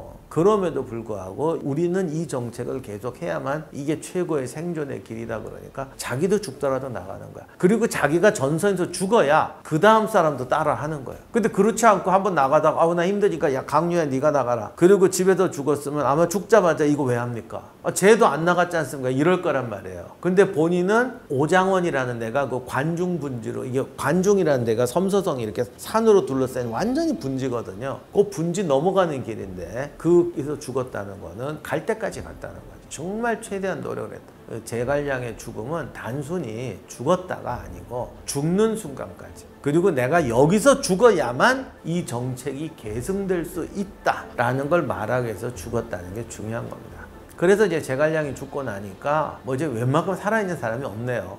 조비도 죽었지, 송건만 살아있고 육선정도 살아있고 아무튼 이렇게 돼서 촉은 이제 강유가 북벌을 노력하게 되는데 제갈량이 죽고 나니까 촉의 내정이나 권력이 되게 분열하게 됩니다. 그래서 강유가 제갈량의 후계자라고 하지만 실제로는 제갈량의 권력을 못 이어받아요. 제갈량의 권력이 여러 개로 나누어지게 됩니다. 강유도 군사권을 독점하지를 못해요. 그런 상태에서 북벌을 하니까 비난도 많이 받고 왜냐면 군단병력 갖고 정벌해야 되는데 사단병력 갖고 하니까 되냐고. 그리고 이제 또 위나라군도 이제는 이쪽 지형을 잘 알아서 대응도 잘하고 등해라는 또 불세출의 명장을 보내가지고 강유하고 머리싸움을 하는데 이게 재밌긴 재밌어. 강유와 등해의 대결은 완전히 공중전 하는 거지. 다른 거는 뭐 대군을 뭐란 이런 거라면 얘는 완전히 공중전이야. 특전 부대를 동원해서 산길을 타면서 꼬리 물기 시합을 해요. 이것도 또 좋아하시는 분은 좋아해서 누군 또 이게 제일 재밌대요. 뭐 할 말이 있나?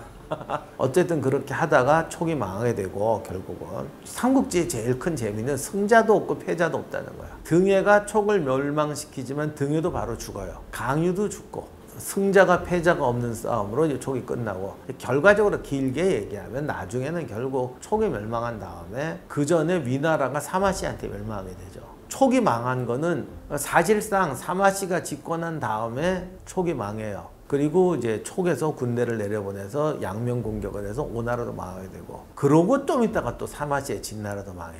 그러니까 이게 위, 오, 촉, 진까지 해도 승자도 패자도 없는 싸움이 이어지게 되니까 삼국지가 하나의 중요한 매력이 되는 것 같습니다. 그래서 우리가 부담 없이 누구 편도 되고 누구 편도 되고 하면서 상상할 수 있게 된 게 삼국지가 오랜 매력을 가지게 된 중요한 매력 포인트 같아요. 역사는 결국은 아무리 금수저 어쩌고 그래도 흑수저가 세상을 다 바꾸더라고. 금이 흑되고 흑이 금되는 거니 그렇잖아요. 살아있는 사람 입장에서는 불평등과 차별이 있죠. 차별과 어떤 불공정이라는 건 우리가 끝까지 시정하고 노력해야 될 부분이지만 무조건 욕하고 드러놓고 역사를 왜곡할 문제는 아니죠. 그래서 세상을 진실로 보고 정말로 싸울 수 있는 힘을 얻어야 되는데 그런 점에서 흑수저가 언제나 세상을 바꾼다. 내가 지금 흑수저라면 금수저가 아니라면 억울한 일을 당하지만 그 억울한 일을 당하는 것이 세상을 바꾸는 힘이다. 이걸 알고 사는 게 삼국지의 진정한 매력인 것 같습니다. 이상으로 마치도록 하겠습니다. 감사합니다.